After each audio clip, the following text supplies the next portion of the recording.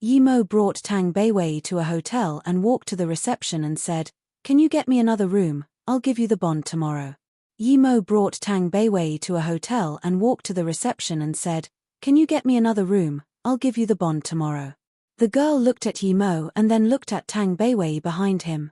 She talked as though she had never seen Yimo before. "Sorry, sir, you need to pay if you wish to book another room." Yimo didn't think the reception would be so stingy. He had been living here for 4 days already.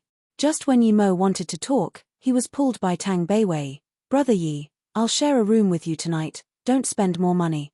Yimo thought so too. He was going to be making runes at night, so he wouldn't be sleeping anyways. He could leave the bed to Tang Beiwei. Now that Tang Beiwei said this, he didn't want to waste time talking to the reception and nodded. "In that case, let's go up first." Tang Beiwei followed to Yimo's room and saw it was a single bedroom. She felt this sorrow for some reason. Although she was very grateful to Yimo and have decided to give her first time to him to compensate for tricking him when he saved her, but when she was really about to face it, she couldn't accept it. But since Yimo could bring her to this room, that meant he had that thought too. If he didn't, why did he bring a single girl into a single room? When Tang Beiwei was taking a shower, Yimo organized the materials. There were still 20 sets. Yimo took out the phone and hesitated a long time. He still couldn't decide if he was going to call Su Jingwen. He sighed and thought he should wait till tomorrow. There were 20 left, and it was enough for the night. After a while, Yimo put the phone away and looked at Tang Beiwei, who had finished her shower. She used a towel to wrap her body, but her long white legs still showed. She had a very slim figure, rendering this stunning sense of enticement. However, Yimo didn't have any feelings at all. It was as though Tang Beiwei wasn't as seductive as Jing Shi. He looked curiously at Tang Beiwei and said, "You finish the shower, then go and sleep on the bed." Yimo thought she was going to thank him first, but she just agreed and went to the bed. Yimo shook his head. She really wasn't going to act polite. Tang Beiwei slept on the bed with her heart thumping. She didn't know when Yimo would come. She felt shaky. She wanted Yimo to come early, and after it was done, she would feel less guilty. Tang Beiwei's heart was nervous and conflicted. Plus, she had been quite stressed lately, so she fell asleep unknowingly. Seeing Tang Beiwei had fallen asleep, Yimo started to make runes again. Although he tried to be careful and not waste materials. A night was over and he only made 7 from 20 sets of materials. The success rate was still less than a third. He rested for a long while before sighing. He packed up the things and took a shower. It was almost dawn, and he knew he had to borrow money. If he didn't, it was impossible to beat Jing Shi with the 30 runes he made. Plus, there might be more than one with Jing Shi's strength. Tang Beiwei slept very comfortably. She opened her eyes but didn't see anyone beside her. Yimo didn't sleep on the bed last night. She sat up subconsciously and realized her clothes were fine, untouched. The blanket slid down and she quickly pulled. Yimo saw Tang Beiwei sit up. He came over and said, "I need to go out for a bit, don't run around after you get up. Wait till I get some money." Yimo knew that he killed 3 people last night, and although no one knew what happened last night, if they didn't appear for so long, it would arouse suspicion. "You didn't sleep on the bed last night?" Tang Beiwei asked in surprise. Yimo's words made her feel warm and more guilty. "No, I was doing things last night," Yimo casually said. "Huh." Tang Beiwei was worried. Yimo didn't take her last night, it was going to be daylight soon, what should she do? Today was the 25th already. "Brother Yi, can you come up and stay with me for a bit?" "I." Tang Beiwei said such embarrassing words for the first time. She felt her body shake heavily. Yimo looked strangely at Tang Beiwei and thought, did he look wrong? What else could it be for a girl to ask a man to sleep with her? Seeing Yimo shake his head, Tang Beiwei was worried and pulled his hand. "Sorry, Brother Yi, this is my first time, I want to give it to you." After saying this, she was full of sweat, and her face was indescribably red. She would have never thought she would say something so shameless. However, she had no experience in seducing men and could only express it so straightforwardly. Yimo grabbed her wrist. Tang Beiwei felt relieved, he was finally going to take it. She didn't know if she was disappointed or happy. There were all sorts of feelings, but she didn't dare to look at Yi Mo. Yi Mo noticed the bracelet on Tang Beiwei's wrist. It was the exact same one his sister gave him. What was this? Tang Beiwei's hand was grabbed by Yi Mo, but she didn't see him do anything for a long while. The rudeness retreated, and she looked up strangely at Yi Mo. Brother Yi. Tang Beiwei called out quietly. Her impression of Yi Mo was getting better and better. If it was a normal person, he probably would have done something already. She was the prettiest girl in her school, but Yi Mo still didn't do anything. Yi Mo sighed. Tang Beiwei, can you tell me where you got your bracelet from? Her. She knew now that Yi Mo grabbed her wrist because he was looking at her bracelet. This was the thing left behind by her mother to recognize her brother. Did he like it? If he did, she would give it to him. Thinking about this, Tang Beiwei took it off and gave it to Yi Mo. My mum gave this to me not long ago. Brother Yi, you saved me. You don't want me, but if you like this bracelet, then take it. Yi Mo took the bracelet and looked at it carefully. It was indeed the same as his bracelet. The jade and imprints were the same, there was no difference. He passed the bracelet to Tang Beiwei and smiled. Sleep for a while more, I'm not trying to take your bracelet, just having a look. Tang Beiwei took the bracelet in confusion. She didn't understand what Yi Mo meant. Did he really have no intentions for her? Was she not good looking enough for him? If there was anything Tang Beiwei had to be proud of, it was her looks. She never thought she looked worse than anyone. Yi Mo picked up the phone and was about to call Yi Ling about the bracelet, but he realized his phone was out of battery, so he put it aside to charge. Then, he walked to Tang Beiwei's bedside and said, "Can you lend me your phone?" Her. Tang Beiwei saw Yi Mo walk over and her heart started thumping again. However, she didn't expect Yi Mo to be just borrowing her phone as she quickly said, "Okay, here." Then, she passed the phone beside her pillow to Yi Mo. Yi Mo remembered Yi Ling's number and he dialed it. However, the info that appeared made Yi Mo freeze. After he dialed the number, the words Yi Mo's girlfriend came up. Tang Beiwei knew Yi Ling? No, since she wrote Yi Mo's girlfriend, it meant that she had heard of him, but she asked him for his name before. This girl was acting. Yi Mo looked coldly at Tang Beiwei and hung up for now.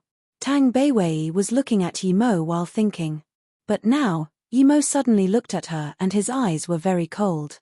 She shivered subconsciously. Yi Mo's eyes were too cold. From yesterday till now, she had never seen such cold eyes from Yi Mo. Yi Mo walked up to Tang Beiwei's bed and pulled away her blanket, revealing the wonderful body of hers that only had lingerie on. However, Yi Mo acted as though he didn't see it. He grabbed her up and walked to the window and coldly said, "This is the 6th floor, if you say one lie, I will throw you down immediately. Tell me, why did you find me intentionally, what is it?" Tang Beiwei still didn't wake up from the shock, but when Yi Mo asked her, she realized it. She looked at herself just wearing lingerie on, but was carried by Yi Mo's hand. She was very embarrassed. Her eyes went red and tears gushed out once again. Yi Mo didn't seem to see it and coldly said once again, "You have 1 minute, if you don't talk, then don't blame me. Throw me down, I. Tang Beiwei had this sudden sense of being wronged. Instead of living like this, she might as well die. When her mother died, she could stay with her mother. Why live in the world and be abused? Yi Mo looked at Tang Beiwei in surprise. She didn't even fear death. Was there a crueler plan? Yi Ling was his sister, and that was his bottom line. They dared to touch her, then don't blame him. No matter what, he had to investigate this clear. He threw Tang Beiwei on the bed once again and coldly said, "Tell me everything. What do you want with me and who sent you?" Tang Beiwei pouted her lips and sat on the ground. She didn't care about how she looked but just didn't say a word. She hated Yi Mo. Her original good impression of Yi Mo was gone immediately. This person was so barbaric, not caring she was a girl at all and just carried her by the neck. No wonder someone was targeting him, served him right. Tang Beiwei pouted her lips and sat on the ground. She didn't care about how she looked but just didn't say a word. She hated Yi Mo. Her original good impression of Yi Mo was gone immediately.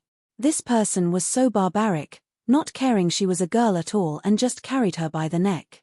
No wonder someone was targeting him, served him right. Yi Mo sneered, The only reason he didn't use forceful interrogation was because she had a bracelet. I don't know why you have my sister's number saved or why you purposely came close to me. I just know that I won't let the person live no matter who tries to touch my sister. I admit your acting skills are quite good, you even tricked me. I'll give you another minute. If you don't talk, then don't blame me for using force. Yimo's voice was getting colder and colder. Tang Beiwei looked up in surprise. Who did you say is your sister? When do I know your sister? Just when Yimo wanted to rage, he saw Tang Beiwei didn't seem to be lying, so he sneered and said, the one saved as Yimo's girlfriend on your phone is my sister. Not only did you record my sister's number, but you also tried to get close to me. What do you want? Tang Beiwei was caught off guard. She subconsciously wanted to stand up but immediately realized her situation and quickly covered herself with the blanket. She frowned and didn't talk. Yimo stared deadly at Tang Beiwei. If she tried to play any tricks, he would start using forceful interrogation. Tang Beiwei didn't know why Wei Yongqian said Yimo's sister was his girlfriend. However, no matter what, Tang Beiwei knew Wei Yongqian was tricking her. From today till now, he had been lying to her the whole time. Tang Beiwei had decided to spill everything. When she looked up, she saw Yimo giving her a deadly stare. Tang Beiwei subconsciously covered her chest. Yimo sneered. You don't need to worry, I'm not interested in you, don't need to keep acting. Tang Beiwei's face grew more pale but didn't rebuke Yimo's words. She rubbed her eyes and said, a few days ago, a person called Wei Yongqian found me and said you stole someone's girlfriend, and that person wants to teach you a lesson. So they told me to get close to you, even if I can't be your girlfriend, I needed to get close to you and best. Get in bed with me, right? You don't need to stutter, I didn't see you being shy before. Yimo sneered. Tang Beiwei bit her lips till blood came out but she didn't notice it at all. She continued, yes, then I'm to take you somewhere and that person would bring your girlfriend there too. Your girlfriend would call me and I would tell her the place. Then, she would see me being intimate with you, and that way, your girlfriend could see who you really are and then, I would get intimate with other men in front of you in order to make you take my life, right? Yimo's voice was really cold, making Tang Beiwei shiver. Tang Beiwei quickly shook her head. No, they said they would beat you up at most and injure you. They want to make you feel despair, make your girlfriend feel despair to you. Tang Beiwei spoke till now and didn't even believe it herself. Would these people really do that? Wei Yongqian had lied to her a few times already. Could his words be trusted? Chimpage. Yimo was sure that these people not only wanted his life but also Yiling's too. Perhaps they would rape her in front of him to make him lose his marbles. Yimo sneered. I wonder how much your first time was sold for. Oh, right, perhaps it's not your first time, who knows how many times you have been sold? Because Yiling's life was on the line, it was the first time Yimo spoke so harshly to a girl. Tang Beiwei opened her mouth and spat out blood. Her face was pale like paper, but she bit her teeth not wanting to say a word. She had tricked him already, so he could do whatever he wanted to her. She could only blame herself for having such a harsh life.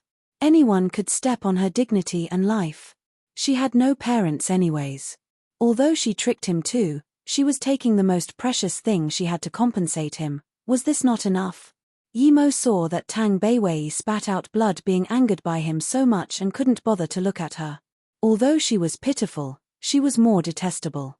Yimo picked up the phone and called Yiling. Brother, why did you call? I haven't been able to contact you. Yiling's crisp voice sounded, making Yimo feel relieved. Millimeter, I'll be coming back soon. Has someone been calling you recently to come out? Yimo asked immediately. Yiling's voice quickly sounded, no, what's wrong? Good, listen, if I want to find you, I will call you myself. If someone else calls you, don't believe them, do you understand? And, my phone won't be shut recently, call me immediately if something happens, Yimo warned. Yiling knew that she didn't know about a lot of Yimo's things and worriedly asked, I understand, are you alright, brother? I'm fine, I need to ask you one thing, can you tell me more specifically about the bracelet you gave me last time? Yiling didn't know why Yimo suddenly asked about this.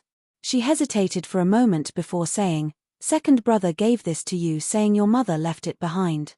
I don't know the specifics. Yimo hung up the phone in disappointment. He expected this answer, but he was still disappointed. To be honest, he came from a different world, so he didn't really care about the bracelet that much. But today, he saw the same bracelet and that reminded him of this again. Yimo walked in front of Tang Beiwei and looked at the blood she spat as well as her pale face. He suddenly thought, had he been too harsh? Draw out the place Wei Yongqian told you to bring me to. Then, Yimo gave Tang Beiwei pen and paper. Tang Beiwei was like a doll and didn't move at all. Yimo sneered. I know, even if you don't say. Is it at a distant place? Tricking my sister and I there and then kill us? You're very smart. Do you think these people would let you go after killing us? You're too naive. I don't know what they promised you, but I can surely tell you, stop dreaming. Tang Beiwei's dead eyes seemed to move a little. She looked up subconsciously and numbly said to Yimo, I never wanted to kill you nor harm your sister. Those people just want to take revenge on you. Kill. Tang Beiwei had a jeer on her face but didn't say anything. It was a legal society now. Could they kill easily? Yimo was thinking, who wanted to trick him there? The Song family or someone else? The Song family had the guts. Yimo sneered, if one didn't kill the snake, he would be harmed by it. Regardless of whether it was the Song family, he needed to go to Beijing and end this. He wasn't afraid of them, but what about the people he cared about? But why did these people choose Tang Beiwei? He took a good look at her face. Although her face was numb and swollen, he saw that she was a girl that was as pretty as Su Jingwen. It was just that she didn't put on any makeup. She didn't even draw her brows, but there was a sense of natural beauty. Yimo took back his eyes, thinking these people were really sinister. He didn't know where they found her, but since Yi Ling was fine and he noticed this plan, his anger towards Tang Beiwei was gradually gone. He stood up and looked at Tang Beiwei and said, whether you believe it or not, these people tricked me there to kill me, so you owe me. If you still have conscience, then tell me. What did they promise you? And where did your bracelet come from? Tang Beiwei was sure from Yimo's tone that what he said was true. Those people really wanted to kill him. Although Yimo was so vicious with his words just then, Tang Beiwei felt Yimo was more trustworthy than Wei Yongqian. Perhaps it was because Yimo cared about his sister too much. When could she have a brother who cared about her like that? Her sister was really fortunate having a brother that cared about her so much. Then, Tang Beiwei thought about herself. She was a wild child. Other than a mother she lived with, no one else cared about her. All the people that tried to get close to her had all sorts of motives. They either lusted after her beauty or had sinister plans. Thinking about this, she couldn't help but shed tears. Although she warned herself again and again that she couldn't shed tears in front of this mean person even if she died, but she couldn't help the feeling of sadness from sprawling up. Yimo didn't force her again. He just coldly stood there, waiting for her to reply. Although he knew Tang Beiwei must have been tricked, he didn't sympathize her at all. Because my mum needs surgery, but I can't afford the money, so. Tang Beiwei didn't continue. Yimo had understood and regretted using those vicious words to attack her just then. He should forgive a girl who sold herself for her mother no matter what the reason. Yimo's eyes eased up and his voice was no longer as cold as before. Talk about that bracelet. My words were too serious before, sorry. However, you're so old already, how can you be tricked so easily? Seeing how you're desperate to save your mother, I won't hold it against you. Tang Beiwei looked up at Yimo in shock. She seemed to be astonished by Yimo's calm temperament. Ever since he knew he was tricked by her, his tone had been getting colder and colder. This was the first time he talked to her with such tone. She felt a sense of being wronged and wanted to cry, but she knew that no matter how she felt wronged, she shouldn't cry in front of strangers again. Tang Beiwei looked up at Yimo in shock. She seemed to be astonished by Yimo's calm temperament. Ever since he knew he was tricked by her, his tone had been getting colder and colder. This was the first time he talked to her with such tone. She felt a sense of being wronged and wanted to cry, but she knew that no matter how she felt wronged, she shouldn't cry in front of strangers again. Seeing Tang Beiwei cry more and more, Yimo frowned but didn't say anything. He was waiting. Although he really wanted to go now, Tang Beiwei still hadn't told him about the bracelet, and he didn't want to just leave like that. After a long while, Tang Beiwei calmed herself down and said, "The bracelet was given to me by my mother when she was really sick. She said I wasn't her biological daughter but was picked up from a temple 20 years ago. The bracelet was left behind before, and my mum said I was one of 2 children left there. Other than my mother, another couple took a child too. We would use these bracelets to recognize each other, so." Yi Mo was suddenly shocked. If what Tang Beiwei said was real, then wouldn't the other child be him? Was he really picked up from the temple? He thought about the DNA test at the Yi family. That was actually real? His face suddenly paled. That meant that Tang Beiwei was his real sister but Yi Ling wasn't. However, he just made her spit blood. Although his soul wasn't the original Yi Mo, he couldn't avoid the blood on him. Tang Beiwei didn't look up at Yi Mo and said, "Yi Mo, although I wanted to harm you, I didn't get the chance to. Since you don't want me, if you like this bracelet, then take it. Treat it as my compensation.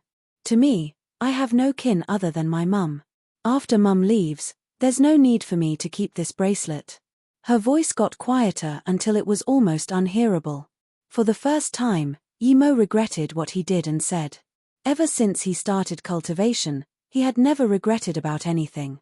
This time, he truly regretted. It was because Yi Ling was involved that he was so angry and his words became harsh. Although he wasn't completely sure Tang Beiwei was his sister, Yi Mo was now deeply regretful towards his vulgarness. Tang Beiwei looked down in melancholy but didn't notice Yi Mo move at all.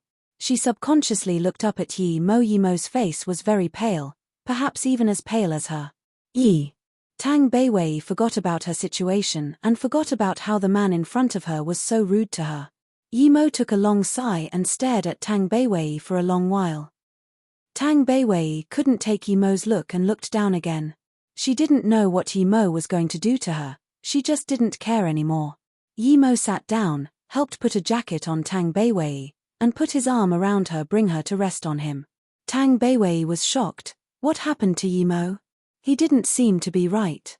"Sorry, Beiwei, my words were too harsh, I apologize to you." Yi Mo thought Tang Beiwei was living quite a harsh life and felt more uncomfortable. His eyes gradually became cruel. No matter who tricked Tang Beiwei over and harmed her like this, he would scatter their bone dusts everywhere.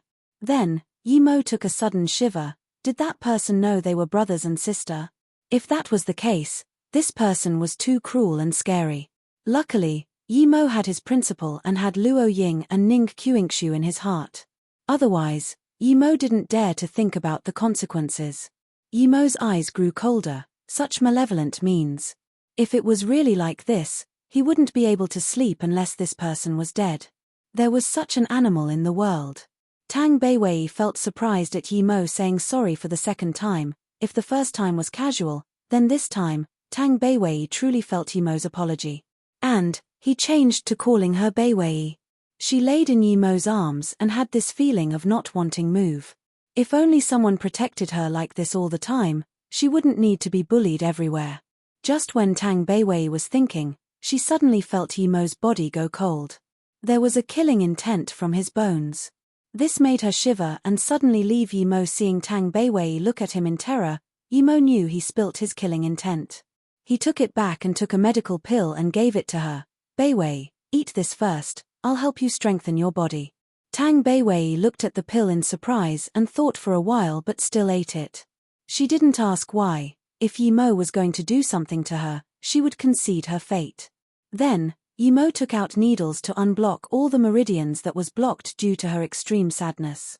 Then, he helped her strengthen her body with Spirit Kai. 2 hours later, he pulled out the needles with sweat all over his forehead.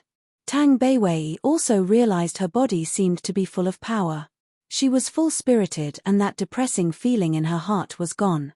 She even felt very light and comfortable. She saw that many impurities have been squeezed out from her pores and seemed to have realized something. Then, she looked at Yi Mo, who sat on the bed full of sweat and had a pale face. Although she didn't know what Yi Mo did to her, she knew that Yi Mo used a lot of strength to help her improve her body. Yi Mo opened his eyes and said to Tang Beiwei, "Go take a shower first, I will talk to you later." Although she didn't understand what was happening, she went to take a shower quickly. Yimo expended a lot of energy this time. Yimo had never helped anyone do this before, even for Ning Qingxue. He did it this time for Tang Beiwei because he felt he owed her. Yimo looked at the money he had left in the ring, barely tens of dollars. It seemed he couldn't avoid borrowing money. He didn't ask from Yi Ling because he knew she had no money now too. Tang Beiwei took a shower for almost an hour. When she came out, she had switched clothes, but the shirt was still Yimo's. After she took a shower, she seemed to have had a complete makeover. Because Yimo cleansed her body and meridians, she had this indescribable noble temperament on her. When she looked at herself in the mirror, she was also very shocked. She didn't know what Yimo did for her, but it must be something amazing. And Yimo didn't seem like an ordinary person too. Yimo looked at Tang Beiwei and felt satisfied. Other than that sorrow that couldn't be washed away, she was completely different. What do you want to talk about with me? Tang Beiwei had regained her composure. She buried the sorrow in her heart deeply. She had decided to go back to Tandu immediately. If her mother really couldn't be cured, she would take her mum away and stay with her. She had done her best. Instead of being harassed everywhere, she might as well go back with her mother. Yimo took out a bracelet and said, "I suspect we're brothers and sisters because I also have this bracelet." Tang Beiwei suddenly started to shake. She jumped up abruptly and took the bracelet from Yimo's hands and compared it to hers. It was a pair. Her red face became pale once again. Her hands were shaking, even her entire body was shaking. She didn't expect the kin she was supposed to find was the person torturing her. Before she knew who Yimo was, she could endure it, but now that she knew Yimo was probably her brother, she was about to collapse. She wanted a brother who loved her and spoiled her, but she couldn't accept it when the reality was in front of her. Tang Beiwei's face grew paler and paler. She suddenly took the bracelet and smashed it towards Yimo and dashed out of the door without saying a word. There was a sense of despair flashing across Yimo's eyes. From a soul perspective, he didn't have any connections to Tang Beiwei, but this blood relation thing couldn't be severed. Yimo chased out.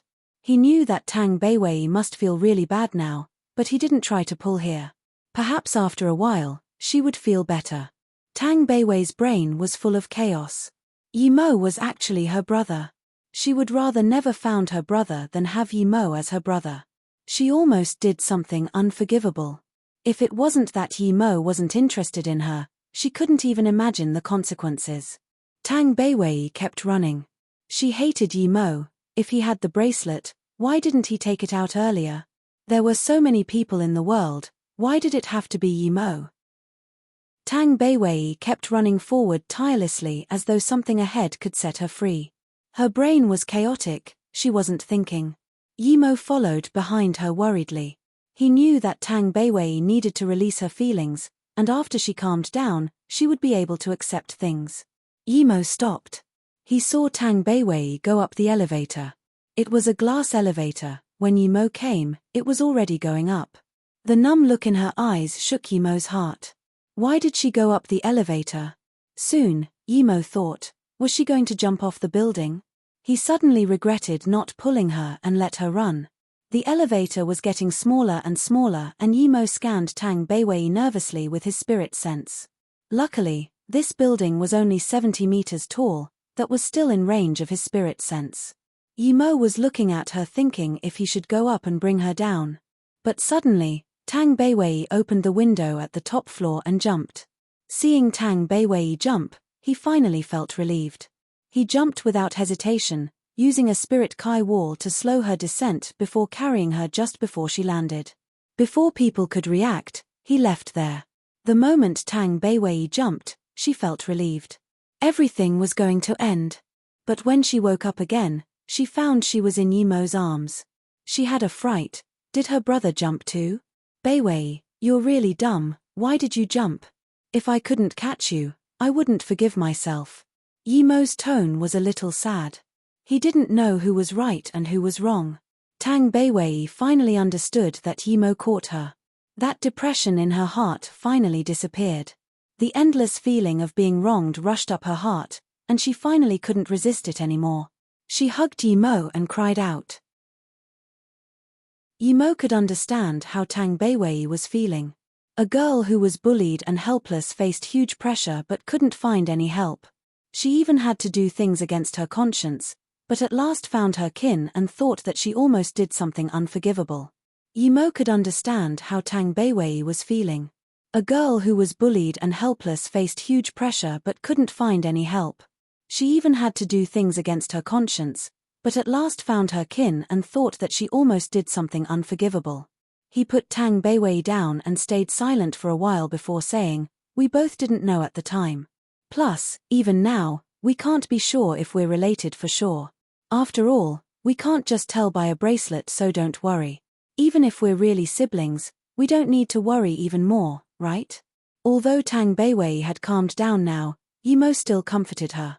Tang Beiwei stopped and looked at Yimo. "Brother Yi, do you want to do a DNA test with me?" She didn't know what to call Yimo. She felt brother was too sudden, but Yimo wasn't suitable either. Yimo smiled. "No need, I don't like that. Real or fake, you will be my sister from now on. I will treat you just like Yi Ling. No matter what happens, just come find me. Remember, I'm your brother." Brother. Tang Beiwei seemed a little lost as she wiped her eyes. She wanted to say something but eventually didn't.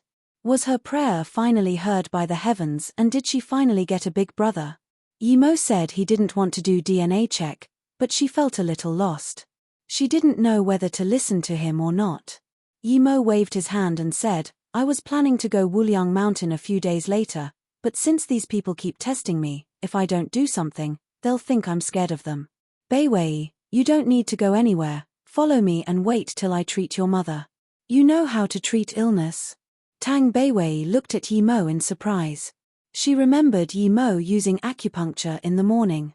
Before Yimo replied, a voice interrupted them. "Didn't think I could meet you here, this is such a coincidence. Master, it's my luck." A Porsche stopped in front of Yimo. As the words sounded, a youth jumped out of the car. Yimo had seen this person before. It was the one who wanted to race him when he was with Jing Shi.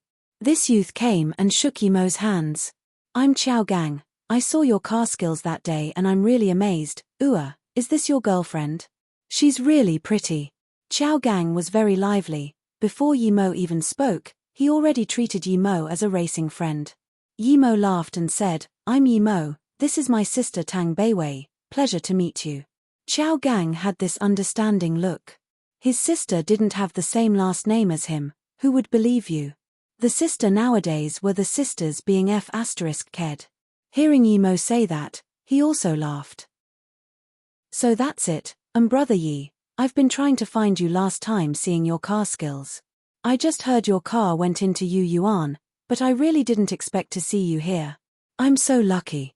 I don't have much hobbies but I love cars. If ye brother don't mind, I wish to invite you to food and talk about car skills." Yimo smiled and said, "That's fine but I don't have time now, I still have important things to do, so let's talk about it next time." If it was a normal person, they would have realized that Yimo was not interested, but Xiao Gang just phased and said, "No problem, I'm a little famous around here. If you need any help just ask me because I might need your help soon, this is my name card." Xiao Gang passed it to Yimo and rubbed his hands. Obviously, he was a little awkward about finding Yimo for help. Although he was very energetic and social, it was the first time they met properly, much less Yimo didn't really want to talk to him. His words were quite unsuitable, but he had seen Yimo's car skills. As long as Yimo got in the car, he wouldn't be able to chase up to him at all. Although he didn't know Yimo well, he knew he wasn't someone to be shocked by status and money. If that was possible, Yimo wouldn't have ignored him last time and drove off. After all, not much people drove limited edition cars like him. As such, in order to be friends with someone like Yimo, he needed to lower himself and treat him as equal. Yimo took the name card and looked. He knew that this person wasn't as straightforward as he appeared. This person knew this was the best way to communicate with him. This Xiao Gang wasn't an impulsive person but was quite cunning. He knew how to observe and even knew the best means to communicate with people. This was a little interesting, but Yimo didn't detest it. Perhaps he really liked cars and wanted to find someone to help him race. No need for help, I'm just missing some money and I'm going back to get some money. If I'm free, I will call you. Yimo said that intentionally. He wanted to see how much of a help this Chao Gang could give him. If it could solve his money difficulties, he didn't mind help Chao Gang. However, if he was going to be stingy on this, then never mind. Hearing this, Chao Gang's face was immediately filled with smile. Brother Yi, although it's not something to brag about, but I have some money to spend. How much do you need, Brother Yi? Yimo nodded and casually said, I wonder what you would like me to help with. Chao Gang saw that his plan was seen through and rubbed his hands awkwardly. There's a race at the end of next month. It's very important to me, but I know with my skills, I'm not likely to win. If Yimo already knew what it was, he waved his hand and asked, what's the largest prize? The prize is only a little less than 1 million, but we all don't care about the prize money. Instead, something else is awarded with the prize money. Other than this, there are also some conflicts in interest, but Chao Gang was stuttering. Obviously, some things weren't good to make clear. Yimo waved his hand and said, okay, I'll agree to help you get this first. I'm not interested in other things, I need 500k now, I will contact you by the end of the month. Hearing Yimo's words, Chao Gang's face was full of joy and surprise. He quickly stuffed a card in Yimo's hands.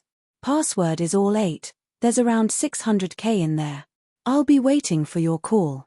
Then, before Yimo could talk, he didn't even ask for Yimo's contact number and just went in the car. A rumble echoed out and the car soon disappeared. Chao Gang clearly saw Yimo's car skills. The latter could use a normal Audi to leave his Porsche in the dust. This wasn't something normal people could do. Yimo shook his head thinking this Chao Gang is really interesting. It was obvious that Chao Gang was very rich. He didn't really care about that few hundred thousands, and he wouldn't worry that Yimo would go back on his words for that amount. Chao Gang was afraid he would regret his actions, so he quickly drove away, decisively and astutely. Tang Beiwei looked at Yimo in a daze and said after a while, brother, you know this person? Then, she just realized that her brother sounded so natural. Yimo shook his head. I don't know him. Don't know, then why did he give so much money to you? And these people are usually powerful, if we annoy him, Plus, racing is dangerous and. Before Tang Beiwei finished, Yimo already knew what she was thinking. Tang Beiwei was living at the bottom and was scared of these young masters the most. Yimo caressed her head pitifully and said, it's okay, if I'm not in need of money shortly, I wouldn't care about a few 100,000. Let's go eat first and talk later. Tang Beiwei helplessly shook her head. She worked so hard for 200k and was about to sell everything she had, but her brother just said one sentence and got 600k from someone he didn't even know. After eating with Tang Beiwei, he took out 200k to buy 1,000 sets of materials before helping Tang Beiwei buy some clothes. Then, he gave the remaining 300k to her. I don't need money, I just want to go back and save my mother, Tang Beiwei rejected. Yimo stashed the card on her hand again and said, you also saw that it's very easy for me to earn money, so take these first. Wait till tomorrow and call Wei Yongqian, just do according to the original plan. Tang Beiwei hesitantly took the card and said, brother, since you already know he's trying to harm you, why are you still taking the bait? Yimo sneered and said to Tang Beiwei, I know he's plotting against me, that's why I'm going, don't worry. Yimo and Tang Beiwei went back to the hotel but saw police out there investigating. He immediately knew that Wang Shenxian's incident was probably being investigated right now. He immediately called Chao Gang. Although he didn't know who he was, a small thing like this shouldn't be hard for him. As soon as Chao Gang picked up Yimo's call, he was very happy. To him, this was Yimo telling him how to contact him indirectly. He quickly told Yimo not to worry and no one would come investigate him. He didn't know that only permitted numbers could reach Yimo's phone. Other people wouldn't be able to reach it since his phone was a custom-made one given to him by Han Zixin. As soon as Chao Gang picked up Yimo's call, he was very happy. To him, this was Yimo telling him how to contact him indirectly. He quickly told Yimo not to worry and no one would come investigate him. He didn't know that only permitted numbers could reach Yimo's phone. Other people wouldn't be able to reach it since his phone was a custom-made one given to him by Han Zixin. Yimo put down the phone and sighed. It was so easy with connections. As soon as he hung up, his phone sounded again. It was Yi Ling. Yi Ling's voice was anxious. Yimo told her to be careful in the morning, and now, there was someone calling her to go Wuliang Mountain, saying Yimo was waiting for her there. Yimo was angry and told Yi Ling to say she wouldn't be able to leave now and needed a few days if she received this call again. Then, he told her to not go places, even the school, and just stay at the Yi family mansion. Then, he called Zhongju. Instructor, I thought you were ditching us. You haven't contacted us for so long. Zhongju's voice was welcoming. He was very happy about Yimo's call. Yimo knew Zhongju thought of him as a real friend and felt warm at heart, but he seriously said, please help look after my sister these few days. And, tell Li Hu about the Song family and ask him to find a few people to keep eyes on them. If there's something, call me immediately. Don't worry, instructor, leave it to me, Zhongju's affirmative voice sounded. Yimo felt slightly relieved and then said, Brother Zhong, stop calling me instructor. If you think we're friends, then just call me Yimo. Haha. Okay, I'll call you young Master Mo from now. Zhongju knew Yimo was treating him as a brother now and felt even happier. Yimo then called Li Hu. Although he already asked Zhongju, he was still afraid something would happen to Yi Ling. Tang Beiwei looked at Yimo make all those calls and quietly said after half a beat, Is Yi Ling your sister? You're really nice to her. She thought of Yimo being very harsh to her due to Yi Ling and felt sour. Yimo looked at Tang Beiwei and subconsciously smiled while patting her head. You're also my sister, I will treat you the same. Stop feeling bad over what happened in the morning, that is the first and last time. Just when she was about to tell Yimo not to always pat her head, she was a little lost in thought. She finally had a big brother too. She wouldn't need to live like before and be harassed everywhere. Thinking about this, her eyes got red. Everything was like a dream. Was this really a dream? She inched her arm and felt pain. It shouldn't be a dream. Let's go, what are you thinking about? Let's go in first. Yimo pulled. Now that we have money, I'll open another room. Tang Beiwei came to her senses. Yimo waved his hand. No need, you are still staying with me tonight. Huh. Tang Beiwei looked at Yimo in shock. They didn't know they were siblings yesterday, but now that they did, how can they still live together? Yimo pulled Tang Beiwei in, and when there was no one, he said, if you changed room tonight, people would know immediately and my plan will fail. Oh. Tang Beiwei understood but still worriedly said, Brother, they have a lot of people and their plan is precise, you're just by yourself. Yimo had decided to have a carnage. It wasn't suitable to bring Tang Beiwei. No, I want to go as well. Although I'm a girl, I still know a few moves. I can help you, Tang Beiwei rejected. Yimo closed the door and felt warm. Kins were kins indeed. She was still plotting against him yesterday, but now, she was risking her life to help him. However, he wouldn't allow Tang Beiwei to go with him no matter what. Yimo knew that since these people had made up their mind, they were sure they could keep him. It meant that they spent a lot of effort, and if Tang Beiwei went, he wouldn't be able to take care of her. Beiwei, do you think other people could catch you when you fall from tens of meters high? Yimo didn't try to persuade her but used fact to ask. Tang Beiwei phased. Indeed, she still didn't remember how she was caught falling from that high. Anyone wouldn't be able to catch her. She looked at Yimo full of inquisition. Yimo told her straight up because Tang Beiwei was his sister. Because I've learnt some Dao magic. Tang Beiwei was more and more confused. She was taught atheism from school, so how did Dao magic come out? Yimo knew it would only get more confusing the more he tried to explain, so he could only say, you don't need to know about it for now, you will understand in the future. Call Wei Yongqian first and tell him you have succeeded. Ask him what to do next. I need to make some things, don't disturb me for now. Although Tang Beiwei didn't know what that Dao magic was, but she wasn't dumb. No normal person could catch someone falling from tens of meters high. Perhaps she would be a burden to Yimo if she really went. Yimo helped Tang Beiwei make a defensive necklace and started to make more charms.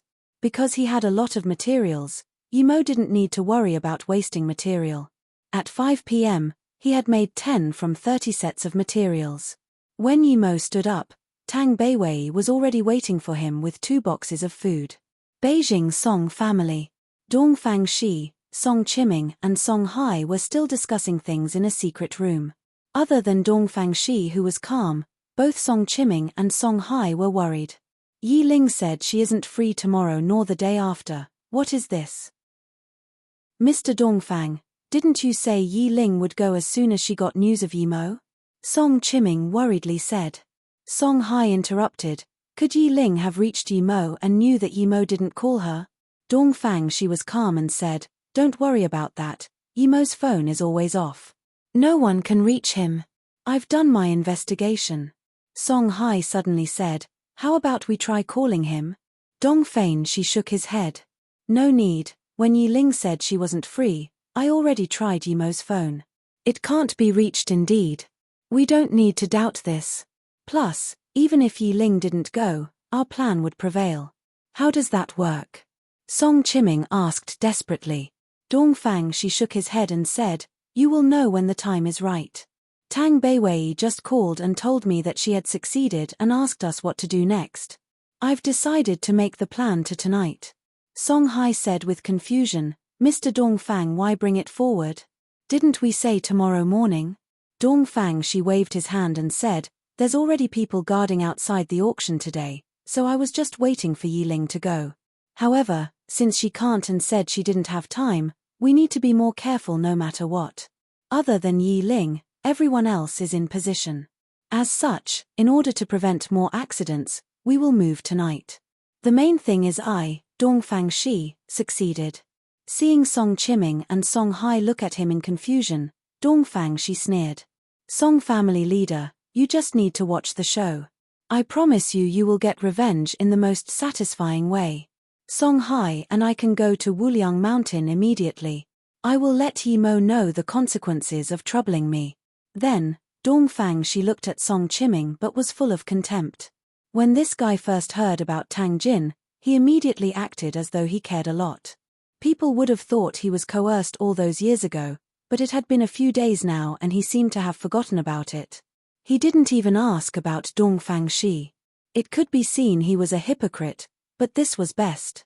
Hearing Dong Fangxi's words, Song Chiming was immediately excited. He couldn't wait to see how Dong Fangxi was going to torture Yimo. However, he was also scared at the same time. It was too scary getting into enmity with this person. If it wasn't because his status was sensitive, even he wanted to see Yimo's face of despair. After food, Tang Beiwei packed things up and said, brother, you didn't sleep last night, I'll sleep on the couch tonight so you can get some good rest. Yimo waved his hand. No need, I have important business tonight. You sleep at night, don't worry about me. Just when Tang Beiwei wanted to say something, her phone rang. She picked it up, then looked at Yimo and said, brother, it's that Wei Yongqian. I called him in the afternoon, and now he's calling me. Yimo immediately said, answer it first. No matter what he says, agree. Tang Beiwei nodded and accepted the call. Yimo walked beside her. Xiaotang, a change of plan. The Hira wants to go tonight, so you need to bring Yimo to that place tonight. Tomorrow, you can go back to Tandu and stay with your mother. You don't need to worry about everything else. Wei Yongqian's voice sounded. Dongfang she replied, okay, I will take him there immediately. I know what to do. Yimo took out the defensive necklace and gave it to Tang Beiwei. Put this on you. After I go, close the windows shut and don't open the door until I come back. Yimo took out the defensive necklace and gave it to Tang Beiwei. Put this on you. After I go, close the windows shut and don't open the door until I come back. Since these people plotted to harm him, he couldn't be sure if they would harm Tang Beiwei too. It's such a pretty necklace, brother. Is this for me? Tang Beiwei loved the exquisite necklace. She never had any jewelry. This was her first. Yimo was a little guilty. Tang Beiwei didn't even have a proper jewelry on her and used an old second-hand phone.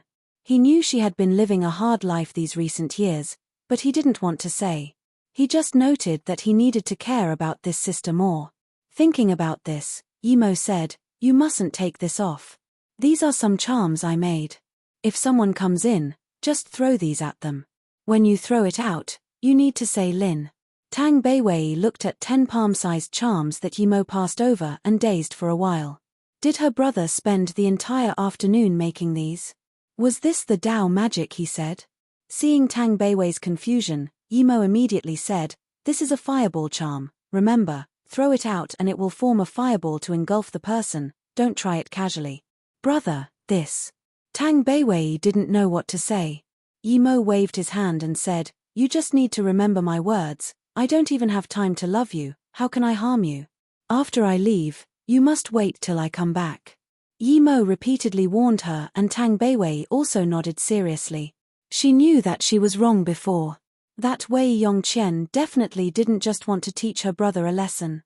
He really wanted to kill.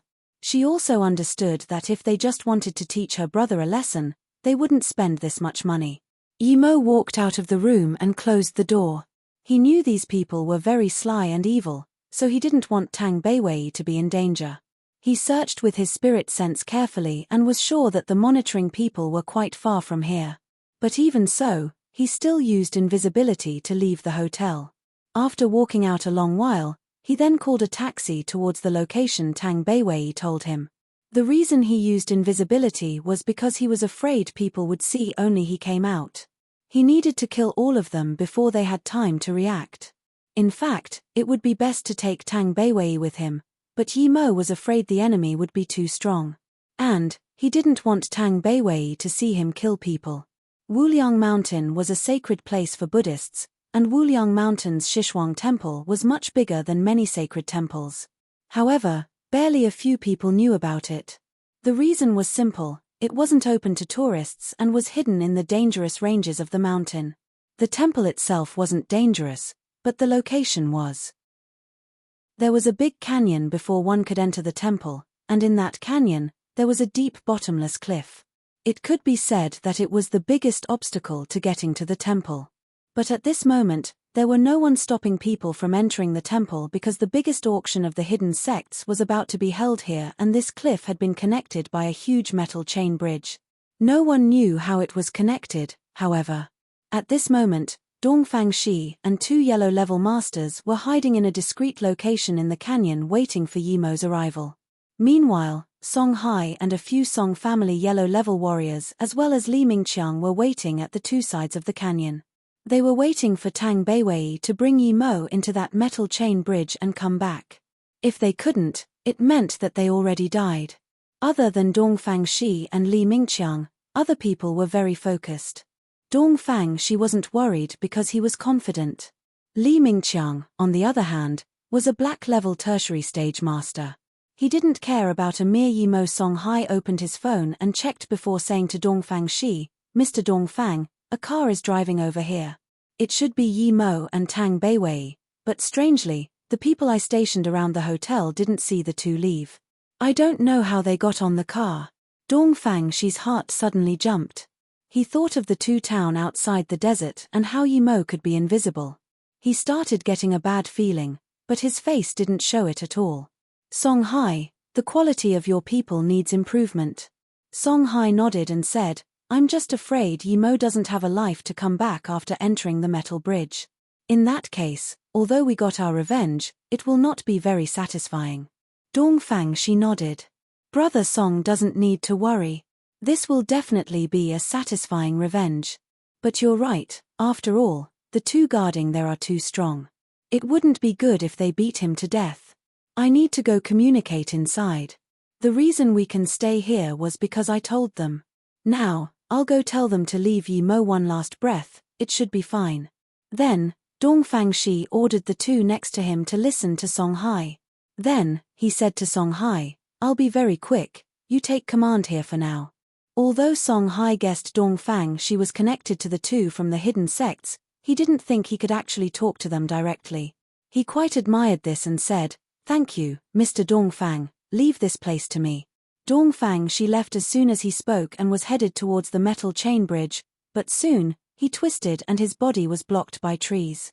Dongfang Shi ran out a few hundred meters before hiding behind a rock and called, "What's the matter?" Why is there no report after the target has come out? Dongfang Shi's voice was worried. Advisor, we've been using the telescope to monitor the door of the hotel constantly. We didn't see any target. Soon, his men reported. Dongfang Shi knew things wasn't good. There must have been a mistake, but theoretically, his plan shouldn't have been exposed. What was this? Even Song Chiming didn't know about this, so it was pure coincidence that he knew about Tang Beiwei and Yi Mo. However, how did Yi Mo know? Immediately send a few people into the target's room. If she's by herself, take her away immediately and leave Yu Yuan to the next location before contacting me. Dongfang Shi was very decisive. He didn't know which part of the plan failed, but since no one saw Yi Mo at the hotel, it meant he was suspicious or knew about the plan. That's why he hid. Regardless of whether the plan was a success or failure, he needed to run. He would call his men later. If both of them left the hotel, then he would make his next decision. If it was only Tang Beiwei, then the plan has failed for sure.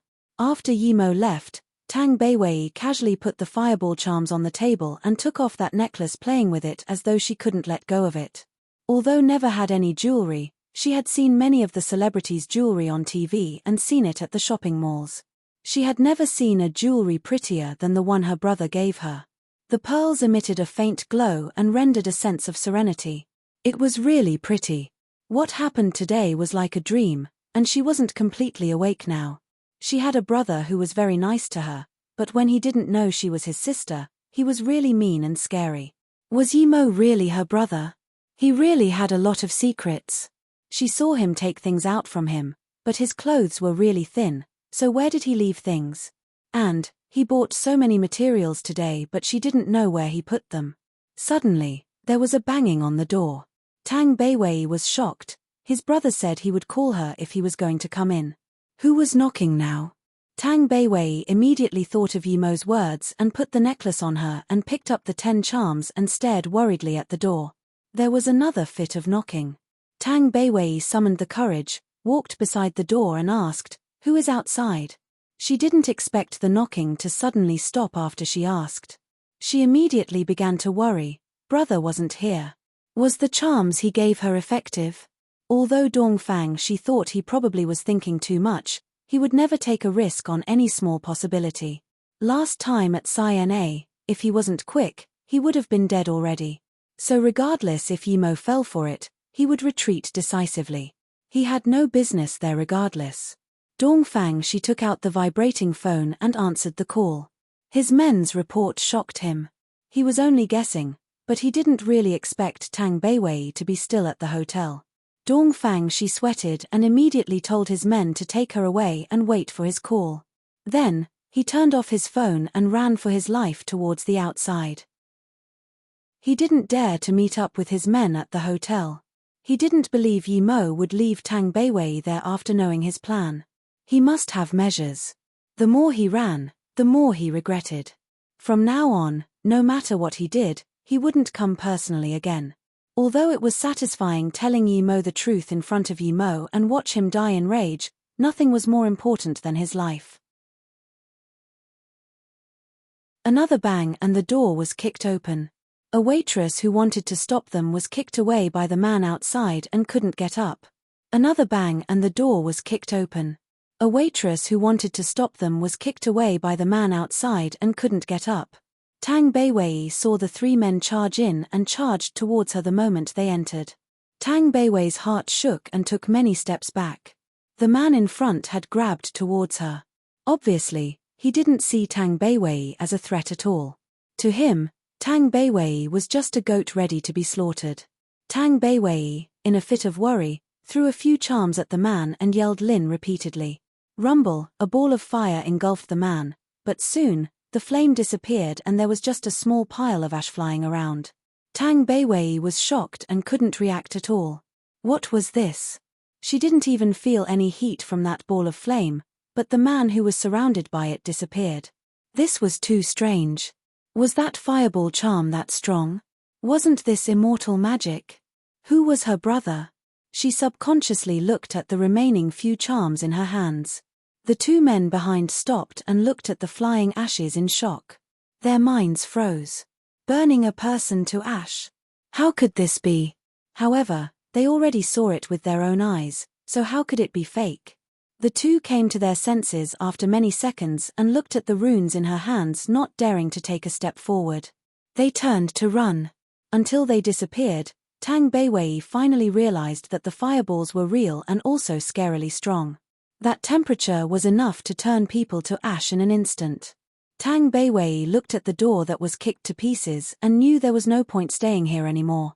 She immediately left the hotel and looked at the 7 remaining charms in her hands, thinking that with that, she could go help Yimo. She quickly called a taxi to where Yimo was going. The scene wasn't bloody before, so Tang Beiwei didn't think much of it, but now that she sat on the car and thought a person burnt to ash, she couldn't help but to feel disgusted. "Are you car sick?" the driver asked. A bit."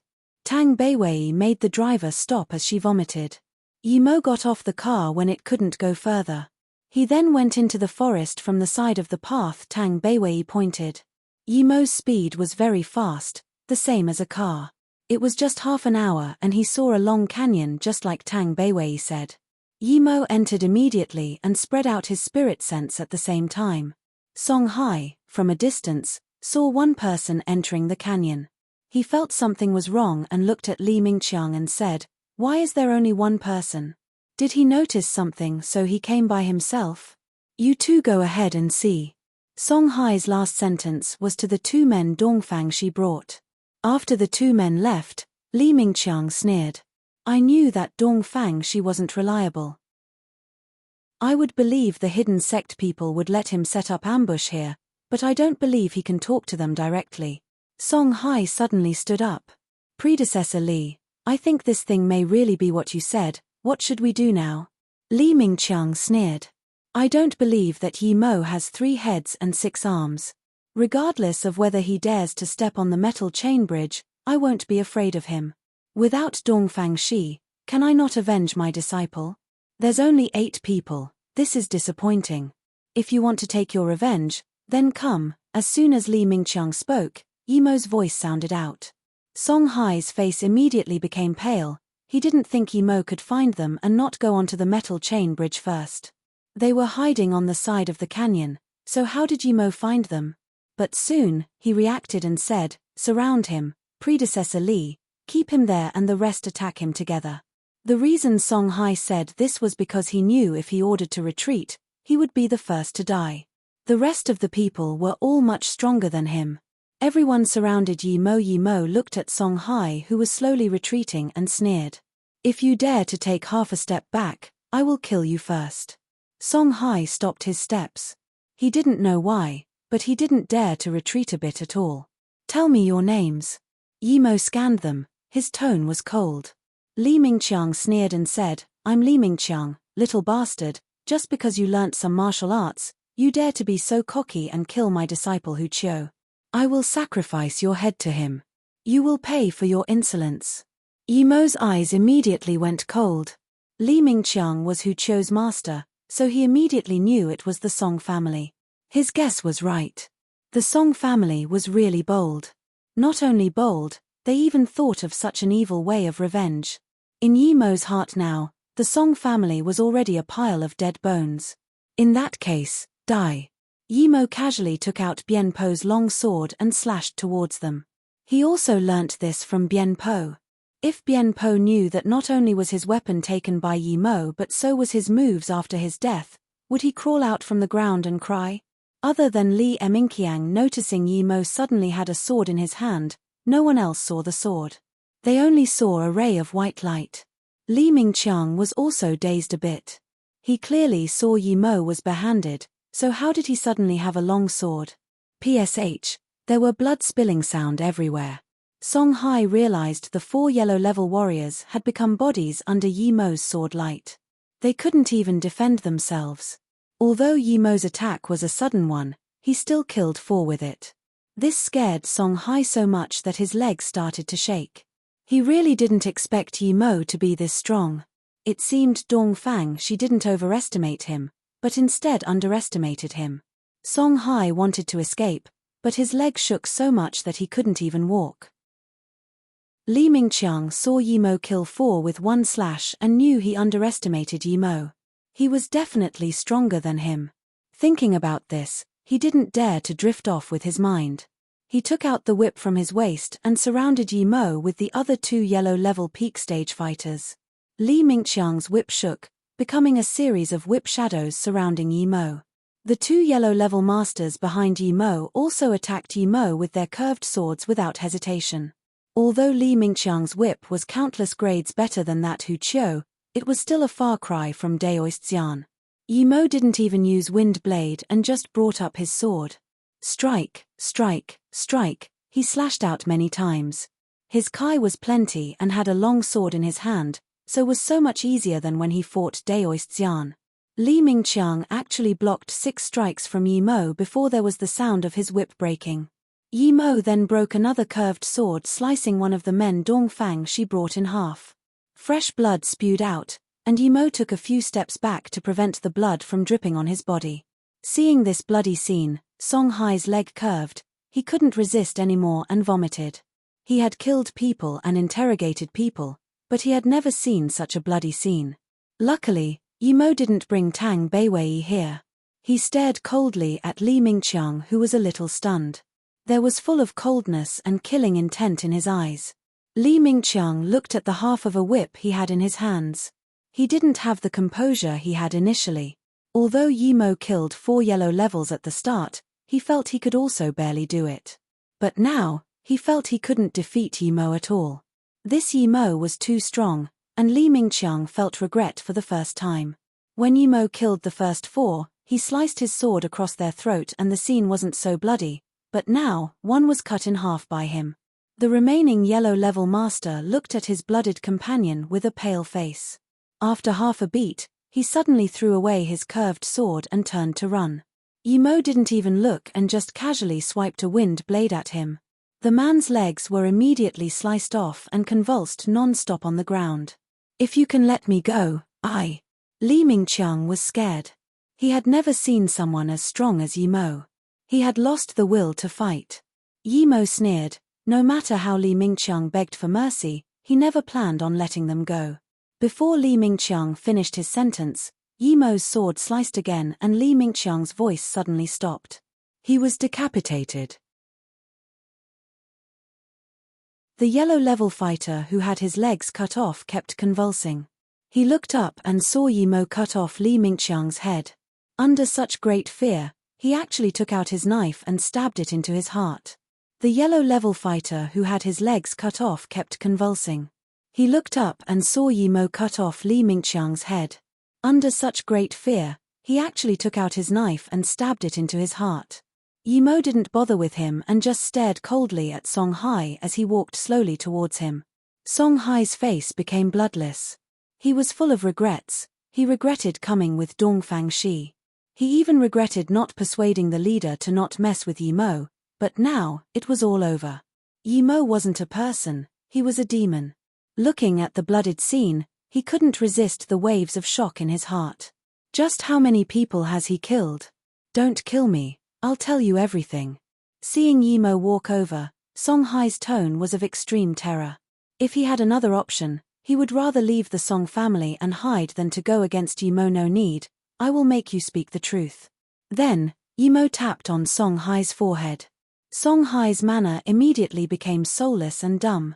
Then, Yimo coldly said, "Tell me everything about the Song family's plan." "Yes."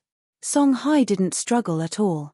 After the taxi drove to the foot of Wuliang Mountain and a bit in, no matter how Tang Beiwei requested, the taxi driver wasn't willing to drive 1 meter further. Tang Beiwei knew that the driver was probably scared since it was night.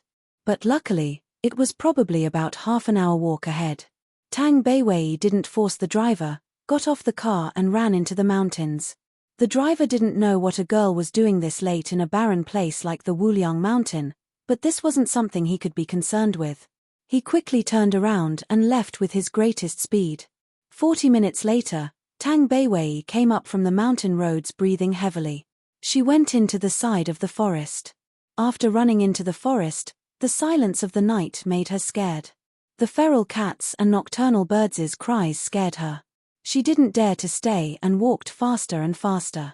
However, she didn't have Yimo's capabilities and fell over many times after only walking a few hundred meters. Crack, there was the sound of a branch breaking.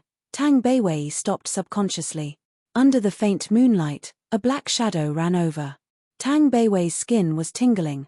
There was a black shadow in the forest at night.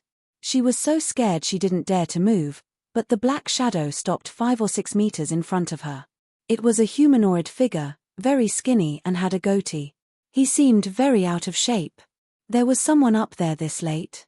However, she looked on the ground and saw a shadow. Since there was a shadow, it meant it was a person, not a ghost. Tang Beiwei calmed down a little and stared at the shadow but didn't talk. Dongfang, she was about to reach the mountain roads, but he actually saw a girl this late in the woods. He was indeed frightened quite a bit when he saw Tang Beiwei, but he immediately recognized her. It was Tang Beiwei. Dongfang, she rejoiced. Yimo, that bastard almost made him die. He finally ran and survived. Today, he was finally able to take something back. Even though Tang Beiwei was a woman, her ability to make it here from the hotel meant that she had a few tricks. Dongfang, she wouldn't be careless facing against someone like her. He didn't even think and pulled out the gun and fired twice at her. He didn't want to kill her immediately. He will torture her to death and let Yimo know what happened to her. Tang Beiwei saw Dongfang Shi and took a breath of relief upon realizing he wasn't a ghost. She was confused why this person was running in the mountains this late at night, but suddenly, Dongfang Shi fired twice at her. Tang Beiwei didn't even have time to react and saw a faint yellow barrier erect in front of her. But immediately, the barrier broke. Just when Tang Beiwei wanted to see what happened, there was another barrier. 5 or 6 broke before 2 bullets fell in front of her. Tang Beiwei finally realized at this moment that the person opened fire. She didn't have time to think how the bullet didn't hit her. She just subconsciously grabbed a rock from the ground and threw it. Dongfang, she fired twice and knew Tang Beiwei was meat in his hands, but he didn't expect the 2 shots to miss. When he reacted, Tang Beiwei's stone was coming over. Smash, it hit right on Dongfang Shi's face. Dongfang Shi clearly heard his nose break. His eyes were blurred as he raised his gun and fired again while covering his face with his hand. The 3rd shot didn't affect Tang Beiwei at all. However, Tang Beiwei thought of the light before and it came from her necklace. She looked down and saw the glow was dimmer. It wasn't as pretty as when Yimo gave it to her. Tang Beiwei was extremely angry and threw another 2 rocks at Dongfang Shi. At this moment, she had completely forgotten she had fireball charms. She was just angry this man broke her necklace. One hit his forehead and another hit his arm. Dongfang Shi yelled and felt viscous blood flow down. The hand holding the gun was hit and the gun flew onto the ground uncontrollably. Tang Beiwei looked at Dongfang Shi, who squatted on the ground and kicked onto his head. The skinny Dongfang Shi was kicked over and struggled to get up. Tang Beiwei picked up the gun and now remembered she had fireball charms. She took out one but shook her head. If she used that, this guy was already a goner. As such, she didn't use one and just beat him down. This way, she managed to save a fireball charm. She felt her necklace again. Tang Beiwei's heart was bleeding. Her brother finally gave her a good necklace, and it was ruined like this by the bastard. So brother's necklace could protect her, otherwise, Tang Beiwei thought of the 2 gunshots and didn't dare to think the consequences. This guy was too bad, she must not let him go. She didn't even know him and he was going to kill her. Tang Beiwei picked up the gun and aimed it at Dongfang Shi, ready to fire. Tang Beiwei never shot a gun before, but she knew it was easy. She only had to pull the trigger. Bang! Tang Beiwei realized her shot went wide. At this moment, Dongfang Shi flipped over and sat up. He also woke up under the gunfire and looked at the pistol in her hands. There was terror in his eyes and he quickly said, "Girl, don't fire, I didn't see clearly just then, I thought it was something else, so I fired." That was a misunderstanding, a complete misunderstanding. Think about it, how would I know there was people here this late at night? Tang Beiwei frowned. Did he really not see it? Seeing Tang Beiwei frown and her gun was slanting down, Dongfang Shi felt relieved and quickly said, "It really is a misunderstanding. I'm lost and have been going around the mountain in circles. May I ask how to get out of here? Tang Beiwei looked at Dong Fangshi's eyes. It was calm and he didn't seem to be lying. However, who would be out here this late at night? This was quite strange. Tang Beiwei suddenly remembered this road lead to that canyon. Was it someone her brother missed? She subconsciously looked at Dong Fangshi's eyes again. It was too calm. This wasn't right. She learnt acting before. Although it was very easy at that time, was he not scared of the gun when she was pointing it at him? His eyes should be scared a little, right? However, she didn't see it at all. She then looked at Dong Fangshi's hands. They seemed to be moving slowly as though trying to support himself up, but Tang Beiwei already had the preconceived opinion that he escaped from her brother. She walked a few steps in and pointed the gun at Dong Fangshi's hand and fired. It was this close that Tang Beiwei didn't miss hitting Dong Fangshi right in the arm. Crank, a knife fell to the ground. Tang Beiwei immediately knew she was right. This guy was bad and almost killed her. Dong Fangshi's face immediately became pale. He didn't think Tang Beiwei would fire again. The knife in his hand fell. He originally wanted to stab her when she came to help him up, but now, he felt worried. This girl was really fierce. He didn't know that since Tang Beiwei was so pretty, she acted very fierce to stop people advancing on her. Don't shoot, I was telling the truth. Although Dong Fangshi was still trying to trick Tang Beiwei, but his eyes weren't as calm as before. Okay, I won't fire, Tang Beiwei said and took a few steps forward. Dong Fangshi felt relieved but stared deadly at Tang Beiwei. As soon as she came near, he would take the gun from her. However, when Tang Beiwei was about 2 meters from him, she stopped and fired again at Dong Fangshi's knee. Arg, you stupid B***tch. Dong Fangshi didn't expect Tang Beiwei, who was so kind just then, to be so nasty. Tang Beiwei ignored him and fired again at his leg, thinking that this pistol was really easy to use. However, she pulled the trigger many times and there was no reaction. She immediately understood she was out of bullets. She put the gun in her pocket and took out a fireball charm but took a few steps back. B***tch, you are so sinister. Dong Fangshi saw there was no more bullets and finally felt relieved, but he was still thinking about how to kill Tang Beiwei. B***tch, you are so sinister. Dong Fangshi saw there was no more bullets and finally felt relieved, but he was still thinking about how to kill Tang Beiwei. Tang Beiwei picked up another rock and smashed it towards Dong Fangshi's other leg. You bad thing, you think I don't know who you are? You are with Wei Yongqian, and you broke my necklace, I'll smash you. Dong Fangshi wanted to avoid the stone, but he was so close to Tang Beiwei and he was heavily injured now so he couldn't dodge it at all. The stone hit his leg, making him sweat with pain. You stinking B***tch, just wait till when I tell you who you are to Yimo, you will be happier, ha ha ha. Dong Fangshi's face looked hideous and sinister due to laughter and extreme pain. He knew it was very hard to run away today. Insolent woman, how could she compare him to a trash like Wei Yongqian? Dong Fangshi cruelly said, you filthy wretch, hitting me so cruelly. I've been a hero for all my life, but am I to die in a woman's hand? In that case, I might as well die in Yimo's hands. Tang Beiwei picked up a rock again and looked at Dong Fangshi with alert. The reason she hadn't killed this person was because she wanted to ask from him how was Yimo now. Seeing Dong Fangshi's wretched cursing, she raised the rock in her hand. Tell me what happened to Yimo. Ha ha. Dong Fangshi laughed hysterically. You filthy SL**T, you're so evil that you won't even let your own brother go. Do you know who Yimo is? He's your brother. Are you very happy now? You seduced your brother, ha ha ha, it's satisfying even if I die, ha ha. Dong Fangshi's laugh suddenly stopped. Tang Beiwei looked at him in pity, but there was no despair and desolation in her eyes. There was only irony and contempt.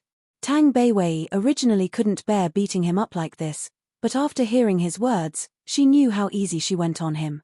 She should have been harder. This wasn't a person anymore, it was an animal. You don't believe me? Dong Fangshi saw there was nothing on Tang Beiwei's face. He even forgot his pinars. A bad feeling came over him. Tang Beiwei looked at him in pity. You want to say I went in bed with my brother and you're happy?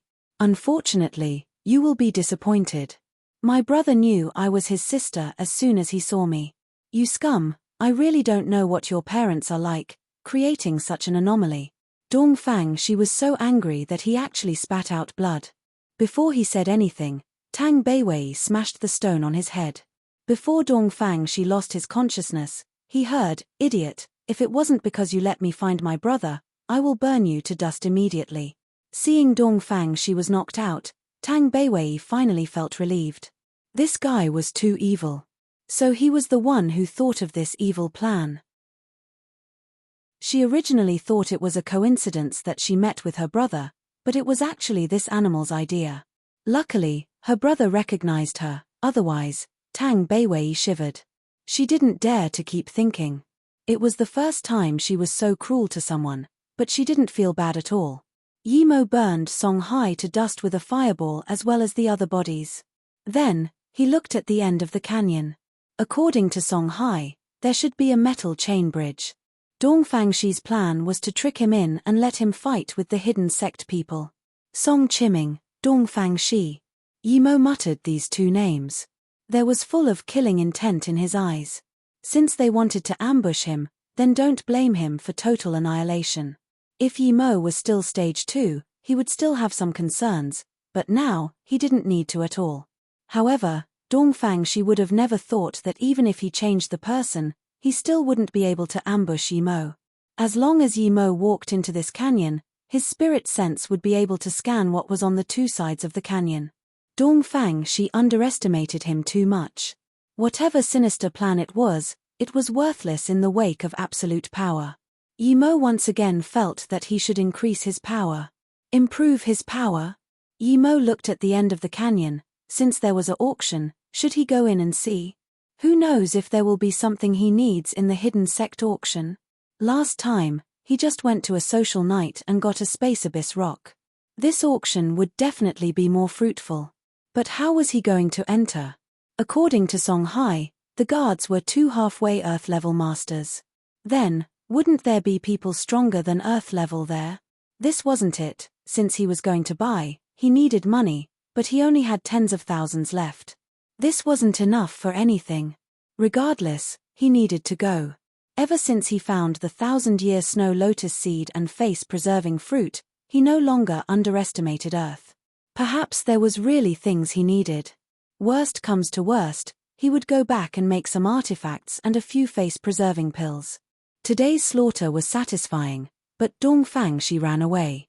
Yimo was very uncomfortable. Dongfang Shi was like a venomous snake. If Dongfang Shi knew Tang Beiwei was his sister and still let her seduce him, then he was too malevolent. He would go back and take away Tang Beiwei first. Yimo didn't choose to go into the canyon. He just walked a few steps and his phone started vibrating. It was Tang Beiwei. Yimo quickly picked up. "Brother, I caught Dongfang Shi. I'm not far from the exit of the road. What do I do?" Tang Beiwei's voice sounded. "What?" She actually caught Dongfang 11. Yimo yelled out in joy, "Don't go, stay there and wait for me. This Dongfang Shi is very useful to me." Hearing this, Tang Beiwei felt as though she ate honey. She could finally help her brother. When Yimo arrived, Dongfang Shi just woke up. He saw Yimo come over and his eyes were faint. He knew he was a goner. "Brother." Tang Beiwei looked at Dongfang Shi nervously. She was scared that with the slightest carelessness, this guy would run away, and because of that, she kept all her attention to him. Yimo walked over, took another mini pistol from Dongfang Shi's leg, and then said, "Beiwei, why did you come here?" He still has a gun. I was almost tricked by him." Tang Beiwei looked in shock while Yimo took another gun. She also gave the pistol in her pocket to Yimo. "This guy is very cunning. Luckily, you weren't tricked by him." Yimo then looked at the necklace on Tang Beiwei's chest which seemed faint. He frowned and said, "He attacked you?" Tang Beiwei nodded and told everything that had happened from the hotel till now. Yimo then turned to look at Dongfang Shi with even colder eyes. This guy was like a snake. Luckily, he fell in his hands today, otherwise, he really wouldn't be able to sleep. "Mr. Yi, as long as you let me go, I'm willing to be your servant." You also know that I only tried to fight because we were on different sides. As long as I serve you, I will live by your words. Dongfang, she was completely full of despair after Yi Mo took away his gun. Before Yi Mo spoke, Tang Beiwei quickly said, "Brother, don't trust him. He's purely evil. He opened fire on me as soon as he saw me, and he knew we were siblings but still used such an evil plan." Yi Mo's eyes grew bleaker. His guess was right. This Dongfang, she really knew Tang Beiwei was his sister. This man was scary like a snake. Yi Mo walked over and kicked Dongfang Shi's other hand broken. Then, he said to Dongfang Shi, "I will make you die slowly. I'm not interested in having a wild dog that lost its humanity to serve me." Dongfang Shi's eyes hardened and immediately said, "Yi Mo, if you have guts, then give me a quick one. I know a lot of things. If you give me a quick one, I will tell you everything." Yi Mo raised his hand and patted on Dongfang Shi's head. He then pointed at the center of his eyebrows and coldly said, "No need, I have ways to make you talk." Dongfang Shi struggled a little but soon turned doll-like. Yi Mo looked at him and asked, "Tell me, why are you ambushing me? How many of North Sand's base do you know? Where are they? What other purpose do you have this time?" Dongfang Shi numbly spoke, "I only know the Asian base, it's in Vietnam, White Tail Groove, I don't know anything else. This time, I came to get back the Space Sunflower Design Map." Space Sunflower Design Map? Yi Mo immediately remembered the model Wen Dong gave him. Thinking about Wen Dong, he wondered if she had recovered. He wanted to get the map, and now he learned that North Sand hid very deep. Even Dongfang Shi didn't know a lot of things. It seemed they were just using each other, but Yi Mo didn't care. He only needed Dongfang Shi to know the location and he would kill them all. Yi Mo continued asking, "How did you know I was siblings with Tang Beiwei?" Screech tilde a sharp sound interrupted Dongfang Shi's reply, and there was struggle in his eyes. He actually woke up and looked at Yi Mo in terror. He started rubbing his teeth against each other as fast as he could. Screech tilde a sharp sound interrupted Dongfang Shi's reply, and there was struggle in his eyes. He actually woke up and looked at Yi Mo in terror. He started rubbing his teeth against each other as fast as he could. A gush of black blood spilled out from Dongfang Shi's mouth. Yi Mo immediately knew it wasn't good. Dongfang Shi actually woke up at the last minute. This wasn't it, he had poison in his mouth. Just when Yi Mo wanted to save him, Dongfang Shi already died. Even his skin color changed black. Such potent poison, Yi Mo sighed. He had never seen such a poison and with his current power, and there was no way he could save Dongfang Shi, unless he made Lotus Life Pill. Brother, he killed himself? Tang Beiwei also saw that Dongfang Shi had died. Yi Mo nodded and burnt Dongfang Shi with a fireball before saying, "It's too easy for him to die like this," but a nocturnal bird interrupted us. "If it wasn't for that bird, I would have known everything else, but that doesn't matter. Brother, you really gave me Dao magic charms? There really are fireballs, and my necklace was broken," Tang Beiwei said. Everything is fine as long as you're okay. I'll help you refine your necklace later, let's go first. We might come back here tomorrow." Yi Mo thought tomorrow was the auction. Tang Beiwei felt warm at heart, thinking it was really good to have a big brother. She gave the remaining fireball charms to Yi Mo and said, "I still have a few left. Keep it for self-defense. I'll still need to make some other things tonight." Yi Mo pushed it back and thought before saying, "Don't tell anyone about this, okay?" Tang Beiwei affirmatively said, "I know, don't worry, brother, I won't tell anyone. Brother, I want to go back and see my mom, are we coming here again tomorrow?" Yi Mo nodded and said, "Tomorrow's thing is very important to me, I have to come. I will treat your mum, don't worry. Let's find a place to stay first. You walk too slow, I'll carry you." Despite Yi Mo carrying Tang Beiwei, it was almost 12 a.m. by the time they walked to the nearest hotel. Yi Mo told Tang Beiwei to sleep early since he needed to make something. Beijing Song family. The most worried person was Song Chiming. Song Hai and Dongfang Shi had no news ever since they went. And, Dongfang Shi said they brought the plan forward. It was already daylight now, but they didn't receive any news. He couldn't contact anyone on Wuliang Mountain. Song Chiming, with bloodshot eyes, had a bad feeling. He felt that something must have happened to Song Hai. His heart skipped thinking about this. If something happened to Song Hai, it meant Yi Mo was fine. If Yi Mo was fine, it meant that he would come to Beijing tomorrow and exact revenge on the Song family. If it was a normal person, the Song family wouldn't be scared at all, but Yi Mo was a madman. He wouldn't even care about the laws of the country. Plus, even if the government could intervene, Yi Mo would still go on a carnage and the Song family people wouldn't even be enough for him to kill. If Yi Mo was coming back, there was an 8 a.m. flight to Beijing. What to do? Song Chiming had now regretted challenging Yi Mo's bottom line again and again. Just when Song Qiuming was being restless in his office, Song Yuanyi walked in. Dad. Song Qiuming stood up nervously. Song Yuanyi sighed. Since you did it, don't be scared. He doesn't have 3 heads and 6 arms. Our Song family have been passed down for nearly a century. It isn't something a mere Yi Mo can destroy unless he disregards the law.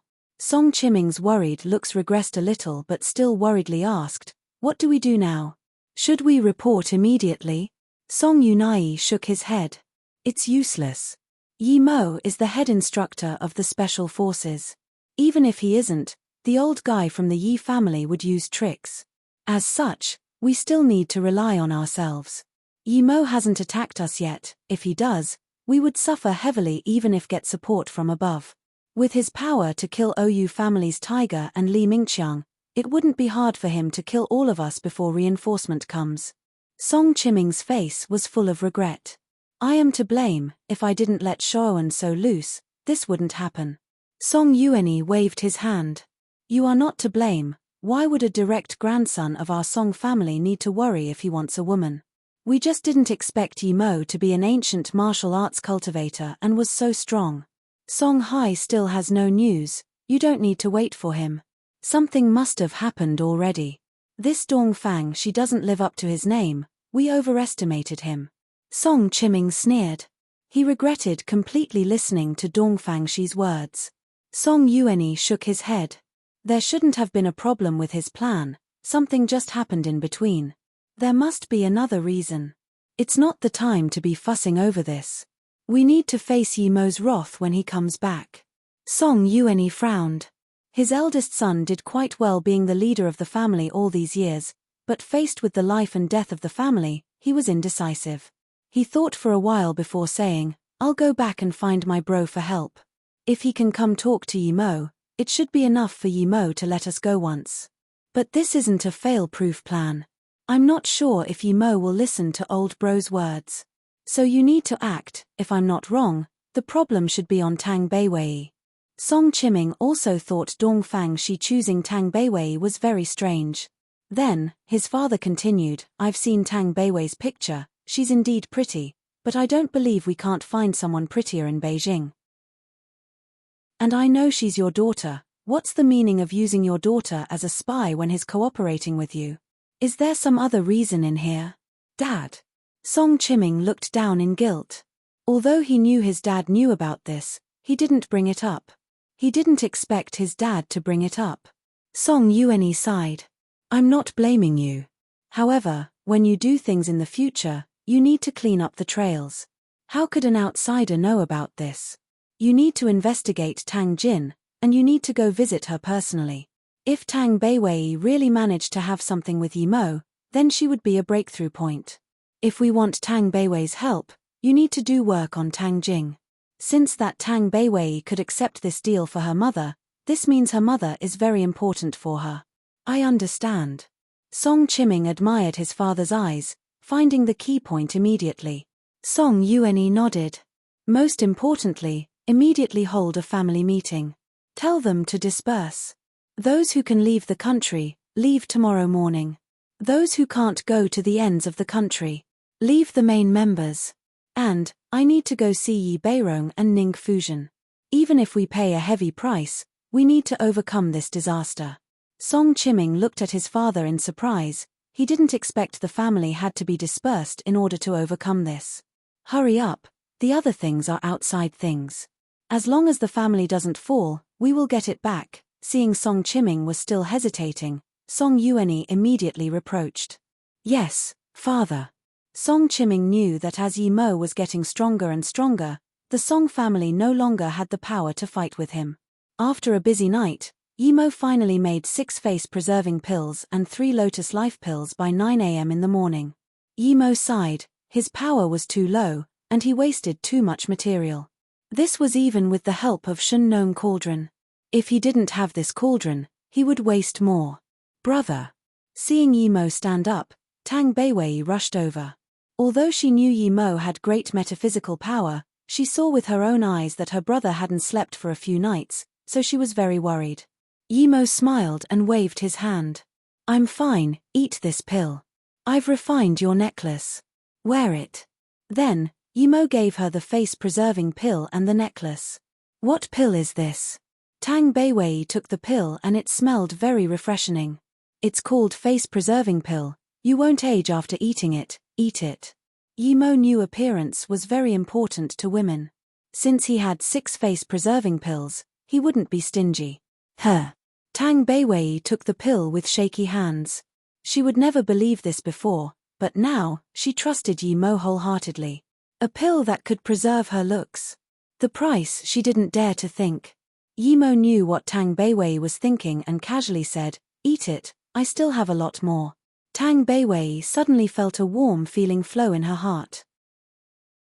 Although she wasn't sure Yi Mo was her brother, but seeing he could give something as valuable as this to her meant that he really treated her as a little sister. Although she knew Yi Mo wouldn't lie to her, Tang Beiwei was still shocked by the effects of the face-preserving pill. After eating it and taking another shower, even Tang Beiwei couldn't believe she changed so much. Although she knew Yi Mo wouldn't lie to her, Tang Beiwei was still shocked by the effects of the face-preserving pill. After eating it and taking another shower, even Tang Beiwei couldn't believe she changed so much. Before eating the pill, she was a top-grade pretty girl, but now, she thought she had become a goddess. Was the girl in the mirror really her? She couldn't even imagine. Her skin was pearly white and her already perfect face was smoother. Brother, this pill is really magical. Tang Beiwei ran out and yelled in joy.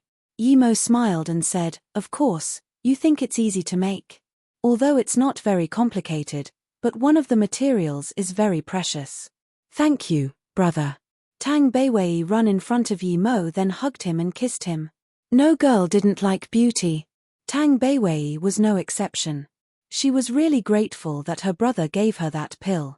Yi Mo patted Tang Beiwei's head and said, Beiwei, I need to go in the mountain again. Wait for me here. He wanted to go to the auction but knew he wasn't from the hidden sects and thus wasn't sure if he could go in. It would be inconvenient to bring Tang Beiwei. She nodded and said, I know brother, I want to go see mom today. Yi Mo thought it would make Tang Beiwei quite worried for her to wait here by herself, so he took a bottle and gave it to Tang Beiwei. Give your mother the medicine in this bottle and wait for me to come back and cure her. Tang Beiwei agreed and took the bottle. I'm at Tan Du Shifan Uni.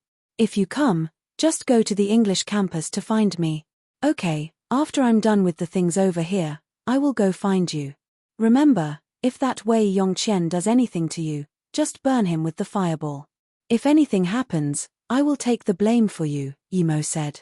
Tang Beiwei felt very warm from her brother's concern but was still shocked by Yi Mo's words. No one could escape killing people in the city, but she knew her brother was doing it for her good and didn't argue. Yi Mo sent Tang Beiwei on the taxi before heading back to that canyon. After entering the forest, Yi Mo kept seeing some strange people. They rarely talked to each other. Yi Mo thought these people were probably all going to the auction. He wanted to ask someone around but found everyone was very careful and discreet. Many people used black masks to cover their face. Yi Mo cursed. It was just a mere hidden sect auction, but they made it like the cultivation realm. However, he thought that he was only stage 3, so he also took out a black cloth and covered his face. After entering the canyon, Yi Mo found that most of the people at the auction were yellow and black level. There were a few earth level masters, but compared to black level, there were very little. This made Yi Mo feel relieved. He was only one line from tertiary stage of stage 3 Kai gathering. Once he reached that level, he would have the confidence to fight with Earth-level masters. Just when Yimo entered the canyon, he saw a circle of people watching something, so he also squeezed over. When he came in, he saw a familiar person. It was the girl whom he cut one arm off, but this girl's arm was reattached. There was a beautiful serene-looking nun beside her who only looked in her 30s. He didn't expect this girl to appear here. She was working with Lang Ji for Qian Longtu before, and her flying swords were quite good. Was she also form the hidden sects? Regardless, Yimo had no interest to care. As long as they didn't annoy him, otherwise, he wouldn't be so easy to mess with. Next time, it wouldn't just be an arm but becoming ash. Yimo focused his attention in the circle. Two men were at a standoff. One was yellow level tertiary stage, and the other one was black level tertiary level. Their difference in power was too great. The yellow level person already had a slash mark on his chest, and the blood kept flowing. It was obvious that the two were fighting. Xu Ping, you're just a solitary ghost, how dare you fight over things with me? You ran last time, but if you don't hand it this time, this place will be your burial ground. The black level man sneered. Xu Ping wiped the blood from his mouth and said, "You're so shameless, just because you're from Broken Fist Hall, you think you can do whatever you want. I found the red meteor first, and I got it first, what right do you have to take it?" Shameless. Everyone had understood now. It was definitely because the Broken Fist Hall man wanted someone else's thing and wanted to rob it from him. No one would believe that a yellow level fighter would try to rob from a black level warrior. Yimo heard the name Broken Fist Hall and frowned. This name was so familiar. At this moment, the black level tertiary stage man walked forward and punched Xu Ping on the chest. Xu Ping spat out more blood. A bag had fallen into the Broken Fist Hall's man's hands from his chest. Although everyone witnessed this happen, no one wanted to go up and say something fair. Yimo scanned the thing in the bag and was shocked. That wasn't some red meteor, but instead it was a star jade. Star jade was very rare even in the cultivation realm. That was something strong people fought over. It could be used to make extreme-grade spirit artifacts. Star jade was very hard to form. It was formed from meteor that had undergone countless modifications by space-time. The redder the star jade was, the higher the grade was. This jade was already red, meaning that it was very high quality. Yimo's eyes went cold. He had to get this star jade no matter what. With that, his flying sword could be forged. But what excuse was he going to make to rob this? Looking at Xu Ping on the ground, Yimo thought and walked out. He helped Xu Ping up and gave him a medical pill, saying, "Friend, eat this first, I don't believe there is no justice in this world." Xu Ping took the pill and looked gratefully at Yimo. "Thanks, brother, I'm Xu Ping. But you have no business here, move aside. That man is Zheng Chengze, he's from the Broken Fist Hall." It was obvious that Xu Ping was implying Yimo couldn't mess with the Broken Fist Hall. Yimo smiled. No matter how strong the sect was, he wouldn't pass the Star Jade. If he could use the Star Jade to make his flying sword, he would be able to kill Earth-level masters. He didn't believe a mere Broken Fist Hall was full of Earth-level masters. Broken Fist Hall, Yimo suddenly remembered that he got a dagger from killing Oyu Tanhu, and the dagger had the words Broken Fist. So that was it. Yimo knew that Oyu Tanhu and Zheng Chengze were in the same group. In that case, the Broken Fist Hall would come looking for him sooner or later. Thus, he might as well kill one first. Thinking about this, Yimo's killing intent rose. "Punk, justice is in the hands of the strong, F***ck off, our Broken Fist Hall's matter is not something you can intervene with." Zheng Chengze saw there was someone helping Xu Ping, someone so young with a covered face. This caused him to become immediately angry. Yimo slowly stood up and coldly looked at Zheng Chengze before saying heroically, "I like to intervene in things I don't see right. Broken Fist Hall? Very strong. I'm going to intervene today, what are you gonna do?" Then, Yimo felt a little guilty. Xu Ping was not a bad person, but he used him. Although he did it for the Star Jade, Yimo's words immediately got the agreement of the surrounding people. It was obvious Zheng Chengze's overruling actions had made people unhappy, but no one said anything. Now that Yimo came out to say something, people immediately conformed. Zheng Chengze coldly looked around before glaring at Yi Mo and Xu Ping and said, "You two are lucky today, don't make me see you again." Then, he turned to leave. Yi Mo came for the Star Jade today, and saving Xu Ping was just a part of the package. How could he let the main thing escape? He didn't even think and stopped Zheng Chengze. "You want to go? Stop dreaming. You think you can leave after taking other people's thing? Punk, you want to die." Zheng Chengze was really angry now. Although he was annoyed that Yi Mo saved Xu Ping, he got the thing so he didn't care. Now that he wanted to leave, this insolent punk dared to stop him. Zheng Chengze didn't even think and swung with the long sword he pulled out from his back. However, Yi Mo didn't dare to block with his long sword because he couldn't expose that he had a storage ring. Second, he knew that sword was troublesome. If people knew Bian Po's sword was on him, he would be the primary suspect. Without a weapon to use, Yi Mo wanted a flying sword even more. In a moment's time, Zheng Chengze's sword was already in front of Yi Mo. People couldn't bear to look. After all, Yi Mo was only in his 20s.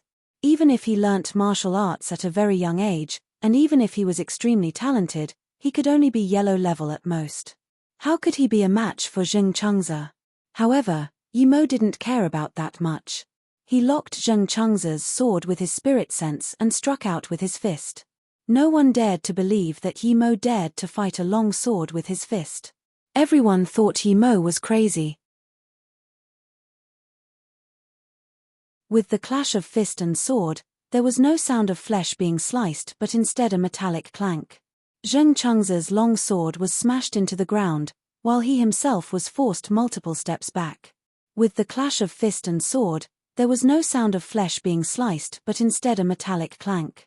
Zheng Chengze's long sword was smashed into the ground, while he himself was forced multiple steps back. Yi Mo's hand was perfectly fine, and at this moment, Yi Mo followed up with another kick on Zheng Chengze's dantian. He flew many meters out and smashed onto a distant boulder as he spat out blood. It was obvious he couldn't survive this. Then, Yi Mo walked in front of Zheng Chengze and took the bag from his chest. Everyone took a cold breath. Zheng Chengze was someone who cultivated ancient martial arts to black level tertiary stage, but he only lasted 2 moves in Yi Mo's hands. This youth was too ferocious. Although Zheng Chengze underestimated Yi Mo, he wouldn't last more than 20 moves even if he didn't. So strong, but he started feud with the Broken Fist Hall. Although it wasn't some first-grade sect, it still had an Earth-level master. Most people didn't know how Yi Mo knocked the sword away with his fist, but 2 of the Earth-level masters saw clearly. Yi Mo smashed his fist accurately on the flat surface of the sword. The 2 compared themselves and felt even if they fought Zheng Chengze, they wouldn't be able to win so easily. This young man was excessively strong, and they couldn't even tell which sect he came from. The girl who had her arm severed by Yi Mo looked at Yi Mo before saying to her pretty nun master in a low voice, "Master, I seem to have seen him somewhere, but I just can't remember." The nun immediately reproached, "Zishu, don't say random things. It's very hard for us to come in here." Yi Mo gave the bag to Xu Ping and said, "Brother Xu, this is yours." He was thinking of how he would trade it over later. However, Xu Ping pushed and said, "Brother got into conflict with the Broken Fist Hall due to me, so I feel really bad. This thing isn't really useful to me, and your power is higher than me. As such, I'll just give it to you. I haven't asked for your name." Yi Mo came for this Star Jade, and hearing these words, he didn't try to act polite. He took the jade and took out another defensive jade.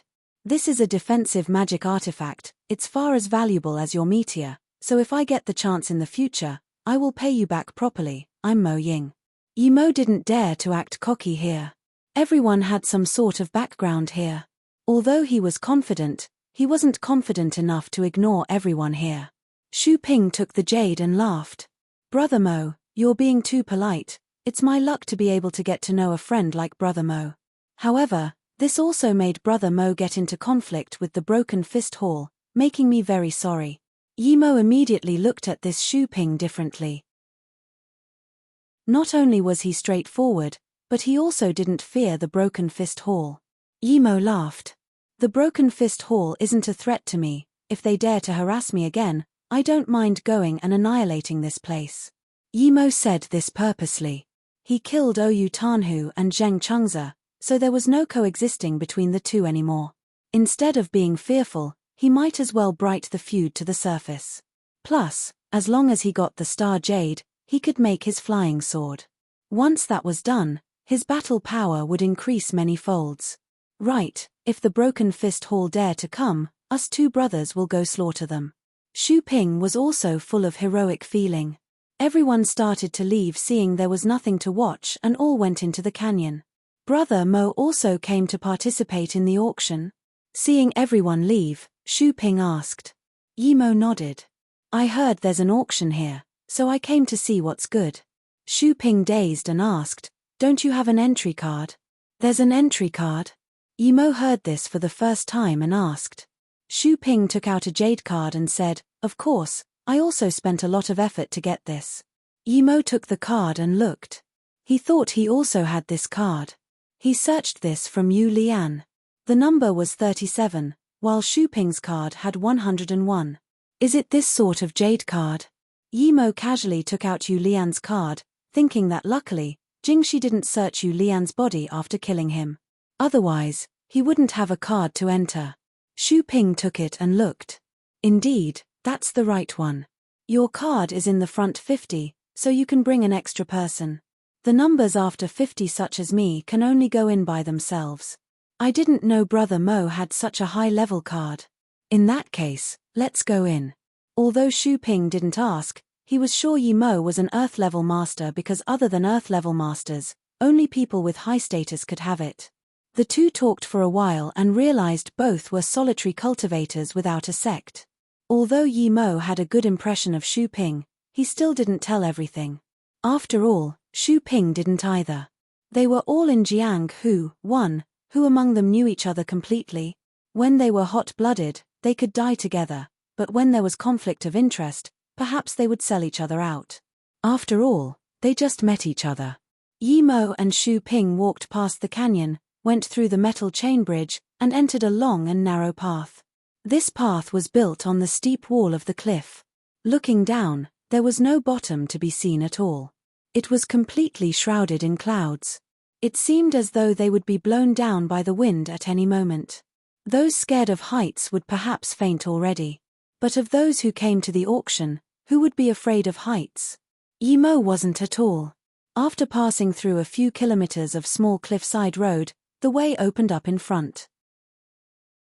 There were large pacts of trees and brushes seeming very quiet and pretty. At the end of all that was a tower set up with wood, with the words, Xishuang Temple. Yimo saw many people hold the jade card and walk in. He knew he had arrived and couldn't help to compliment Dongfang Shi. He didn't even cultivate but had so much information about what went on in here. Yimo wondered how this was possible. It seemed that no one should be underestimated, everyone had their own way. Yimo took note of the two men guarding the door. They were both peak stage black level power. According to Song Hai, these two brothers lusted with their life. There were a lot of women here today, he wondered how they would lust, but Yimo didn't believe they dared to attack a woman in broad daylight. Yimo and Xu Ping walked at the back. He knew it was not even 11 a.m., while the auction was starting at 3 p.m. Yimo observed careful the two guards, and indeed, their eyes kept circulating on women. Especially when the two nuns from Lianhang Jing Mosque came, they almost drooled. Yimo saw the shorter one squeeze one of the nuns' hand when they entered. The nun took her hand back quickly and the jade card even fell to the ground. She quickly picked it up and pulled the other nun in and didn't talk. Everyone's card was very correct, and people came in a huge line so the two didn't dare to overdo it. He understood now that regardless of last night or this afternoon, if he and Tang Beiwei came here, they wouldn't see other people. This was because the auction hadn't started last night. Regardless, with the lust of those two, he would be stopped for sure. These two were indeed not good. Yimo immediately knew if he and Tang Beiwei were stopped, they were going to have conflict 100%. Dongfang Shi's plan was really malevolent. Luckily, he killed Dongfang Shi. Otherwise, he really wouldn't be able to rest easy. This man kept using evil and insidious plans. It was Yimo and Xu Ping's turn. Yimo handed his card in and so did Xu Ping. The man on the left with the eagle nose felt strange that Yimo didn't bring anyone but had a card within 50. Normally, those people with a card within 50 would bring someone in. Although Yimo covered his face with a mask, his age was too young. Which sect are you from? The man thought those who had these cards were usually from the bigger sects and the big wealthy corporations in the mortal world, but Yimo didn't look like it at all. Yimo shook his head. I don't have a sect. The eagle nose studied Yimo a bit more. Since Yimo didn't have a sect, it meant Yimo needed to bribe him, but Yimo had no intentions of that at all. His eyes grew cold and said, "Where did you steal this card from?" Yimo was also pissed and coldly said, "Do I need to report to you? Why do you care where I got it from? All that matters is that it's real.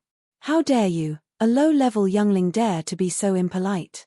Your card has unclear history. I will confiscate it. Go back to where you came from."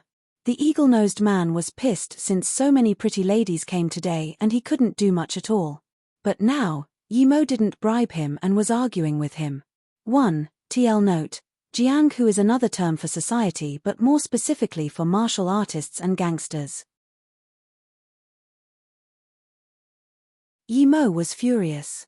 Out of so many people, they had to stop him. They were bullying him because he had no background but had a card within 50. Yimo was furious. Out of so many people, they had to stop him.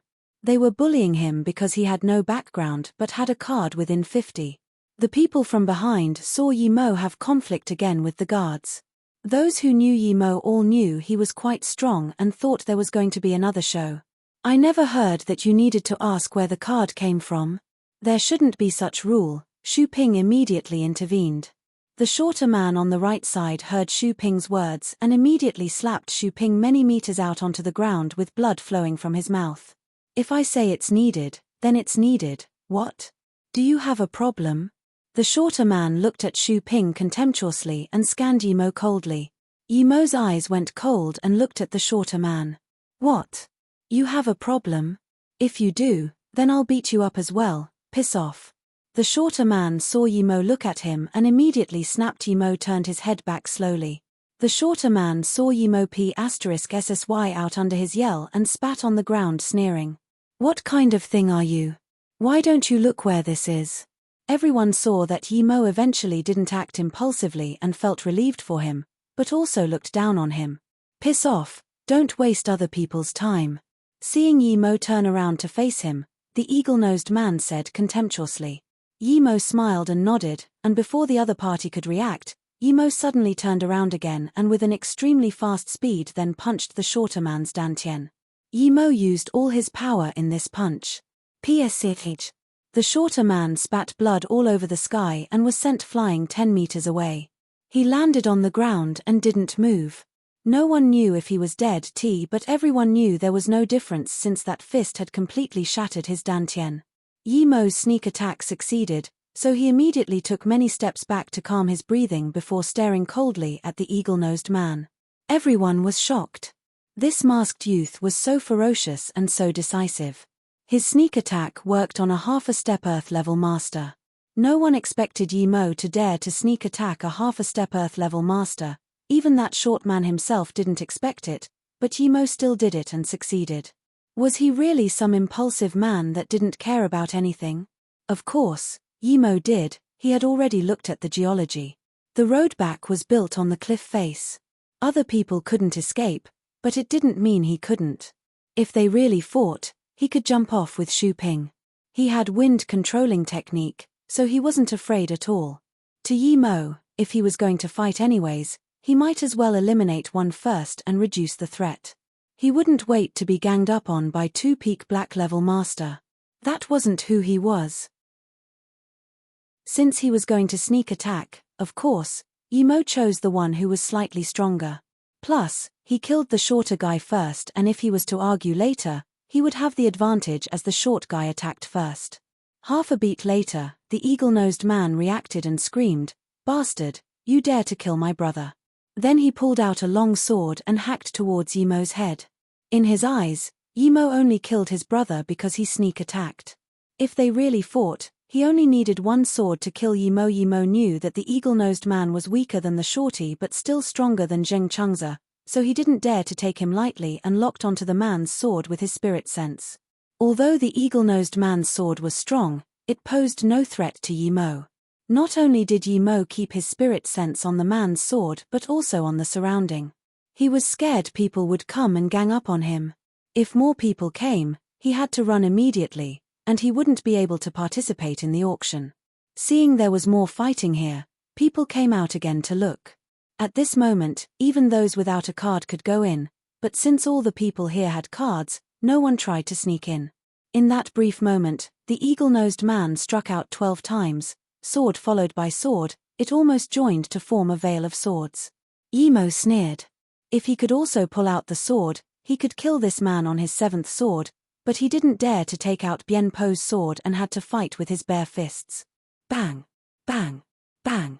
After 12 successive bangs, Yimo and the man separated again. That veil of sword didn't even scratch Yimo's clothes. At this moment, the man realized that Yimo wasn't an easy opponent as he seemed. Although he really wanted to kill Yimo, he knew it couldn't be rushed. The man casually sent out a rocket-like signal and started to attack Yimo again. Yimo saw this signal and knew that it was a call for support. He must finish the battle quickly. Regardless if the people who came would be impartial, he had to kill this man no matter what. Although Yimo was worried, this man wasn't so easily killed. Yimo's fists clashed with the man's swords for another round. He was pushed back by Yimo, and he immediately knew Yimo was stronger than him. Although the man was pushed back, Yimo had no joy. His fists were hurting a little too. He knew if he used Wind Blade, he would have finished this guy ages ago, but he didn't dare to use it. At this moment, his spirit sense scanned that 100 meters away, 2 men were closing in quick. Their power was obviously stronger than the eagle-nosed man. No, he couldn't wait and talk when they were here. The moment Yimo pushed back the man, he jumped up and slammed down on the man. "You're asking to die." The man saw Yimo being so cocky, leaving himself wide open towards him. He had a smirk at the corner of his mouth as his sword sliced towards Yimo's chest. Yimo used his body to block everyone's vision as his fists struck on the back of the sword. Meanwhile, a wind blade sliced across the man's neck. The man's sword stopped immediately. He touched his neck in disbelief, until at last, his hand powerlessly fell down. Before he died, he still couldn't believe that Yimo used a projectile to kill him. Everyone was stunned. Just then, Yimo was wide open, and this was obviously a no-brainer in martial arts. However, how did this eagle-nosed man die immediately? This youth was too eerie. Many people were warning their younger members to avoid this man if they see him in the future. At this moment, Yimo landed while the 2 grey-clothed men came by Yimo. Yimo's heart skipped. Any of them was much stronger than the eagle-nosed man.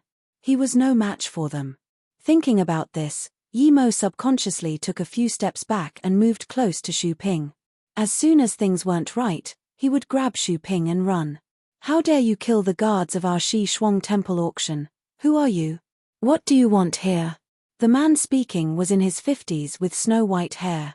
Yimo told everything that had happened without worry and said at last, "If you 2 predecessors don't believe me, you can ask everyone else. And, I saw the 2 harass the 2 sisters from Lianhang Jing Mosque. It could be seen these 2 aren't good people." The white-haired man looked at the crowd and casually asked. Although no one came out to give evidence, when the man asked, the crowd decided to speak the truth. "Shixiong, it seems this young man's right. The Jiyu brothers are being rude and causing trouble, stopping the guests. This is not tolerated.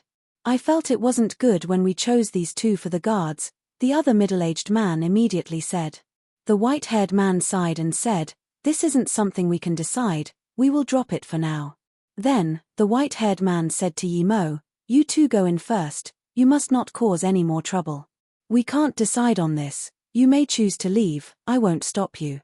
Yimo knew these 2 brothers had background support, but he didn't mind. Since he came, he would go in. Thinking about this, he saluted with his fists and said, "Thank you, 2 predecessors." Then, Yimo pulled Xu Ping in. Everyone saw Yimo come over and all made way. In their eyes, this masked young man was an extremely bad-tempered person who killed without a second thought. The younger nun of the Lianhangjing Mosque looked at Yimo's back, pulled the other nun's hand and said, "This guy is really ferocious. He killed Broken Fist Hall's person in the canyon, and now he killed the Jiu brothers. But even so, he helped you get revenge. Should we go thank him later?" The other nun immediately said, "Shamai you are too naive. Do you think he was killing for us? Didn't you see he only killed after the shorty hit his friend? And he used us." When he spoke, it was as though he couldn't resist seeing us being bullied, but is actually using as an excuse to justify his killing. We mustn't talk to him. "Oh, I understand, Shijie, why are the people outside all so bad?" Yue nun said with a pouted mouth. Of course, Yimo didn't know he was labeled as malicious by the two nuns. His first objective was to gather enough funding. He didn't have much money on him, and he only had the magic artifacts and the pills he made last night. Of course, Yimo didn't know he was labeled as malicious by the two nuns. His first objective was to gather enough funding. He didn't have much money on him, and he only had the magic artifacts and the pills he made last night. The Shi Shuang temple was very spacious. Yimo looked around casually and there was 50 acres of land and the scene was good. There were small pavilions everywhere for people to rest. Yimo thought no wonder the auction was held here. Yimo confirmed the exact location of the auction and made Xu Ping wait for him. He wanted to ask how much his things could be sold for. Seeing Yimo walk into the main place, the girl called Zi Shu immediately told the nun next to her, "Master, I recognize him, he." "Shut up," the pretty nun reproached the little girl and looked around carefully. Zi Shu was frightened and didn't continue talking. She resented Yimo, but feared him at the same time. She resented him for cutting off her arm, but feared his ferocity. He already killed 3 just coming here, and any of these 3 were much stronger than her master. Yimo walked to the entrance to the main stadium and was immediately stopped by a monk in his 30s. "Friend, there's still 2 hours before the start of the auction. You need to wait a little longer." Yimo almost spat out, "Didn't monks call people patron? How did the monk call him friend?"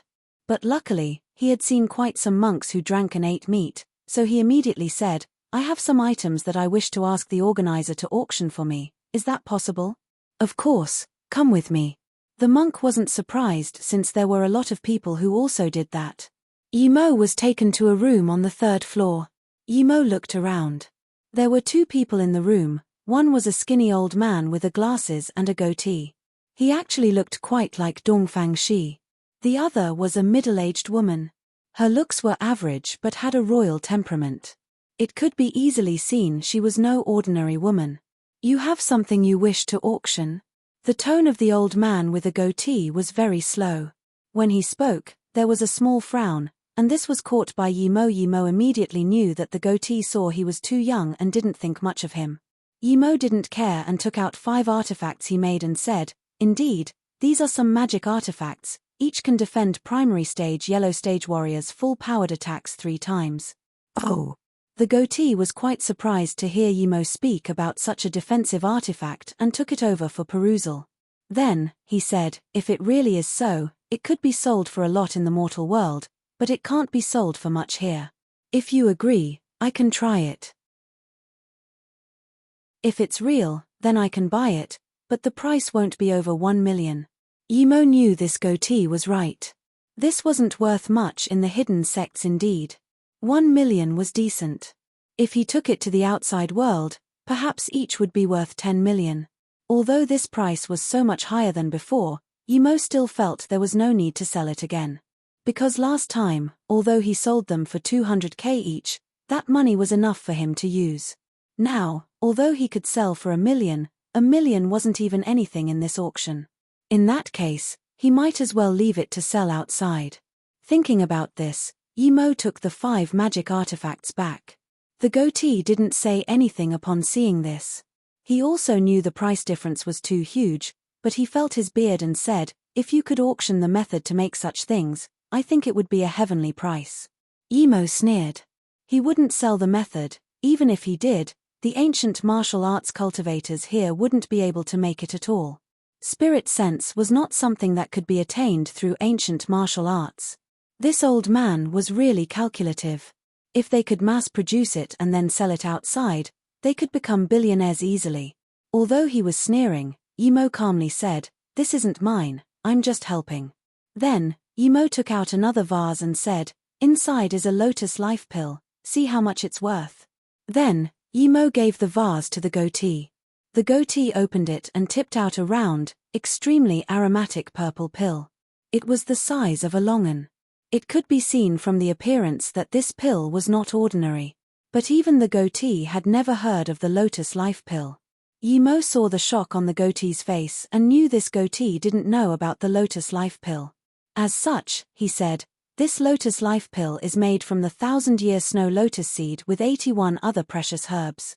Although it can't save the dead, it could cure any injury as long as there's still a last breath left in the body." Yimo abused the goatee for not knowing about the pill.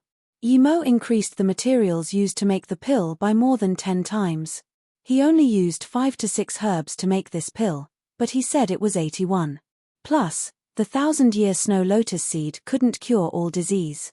It focused on extremely heavy external and internal injury. It was also useful for cultivation errors. It was impractical to say that it could cure all disease.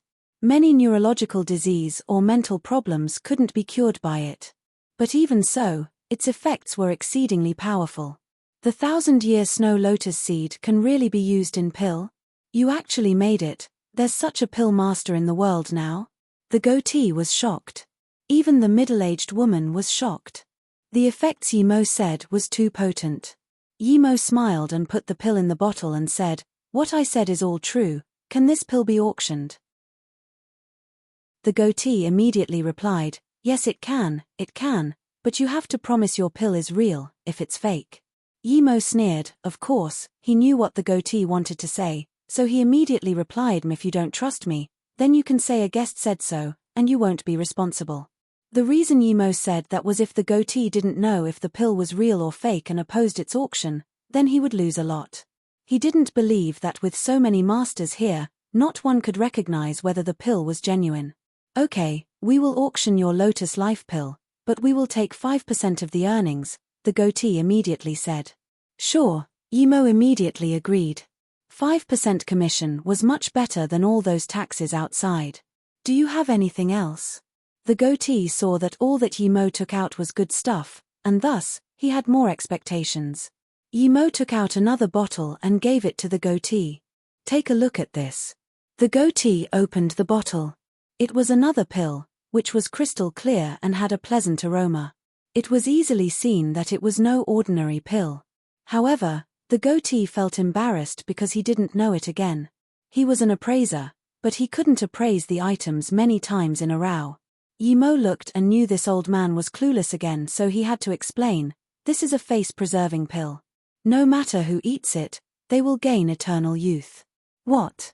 This time, not only the goatee was shocked, but so was that middle-aged woman.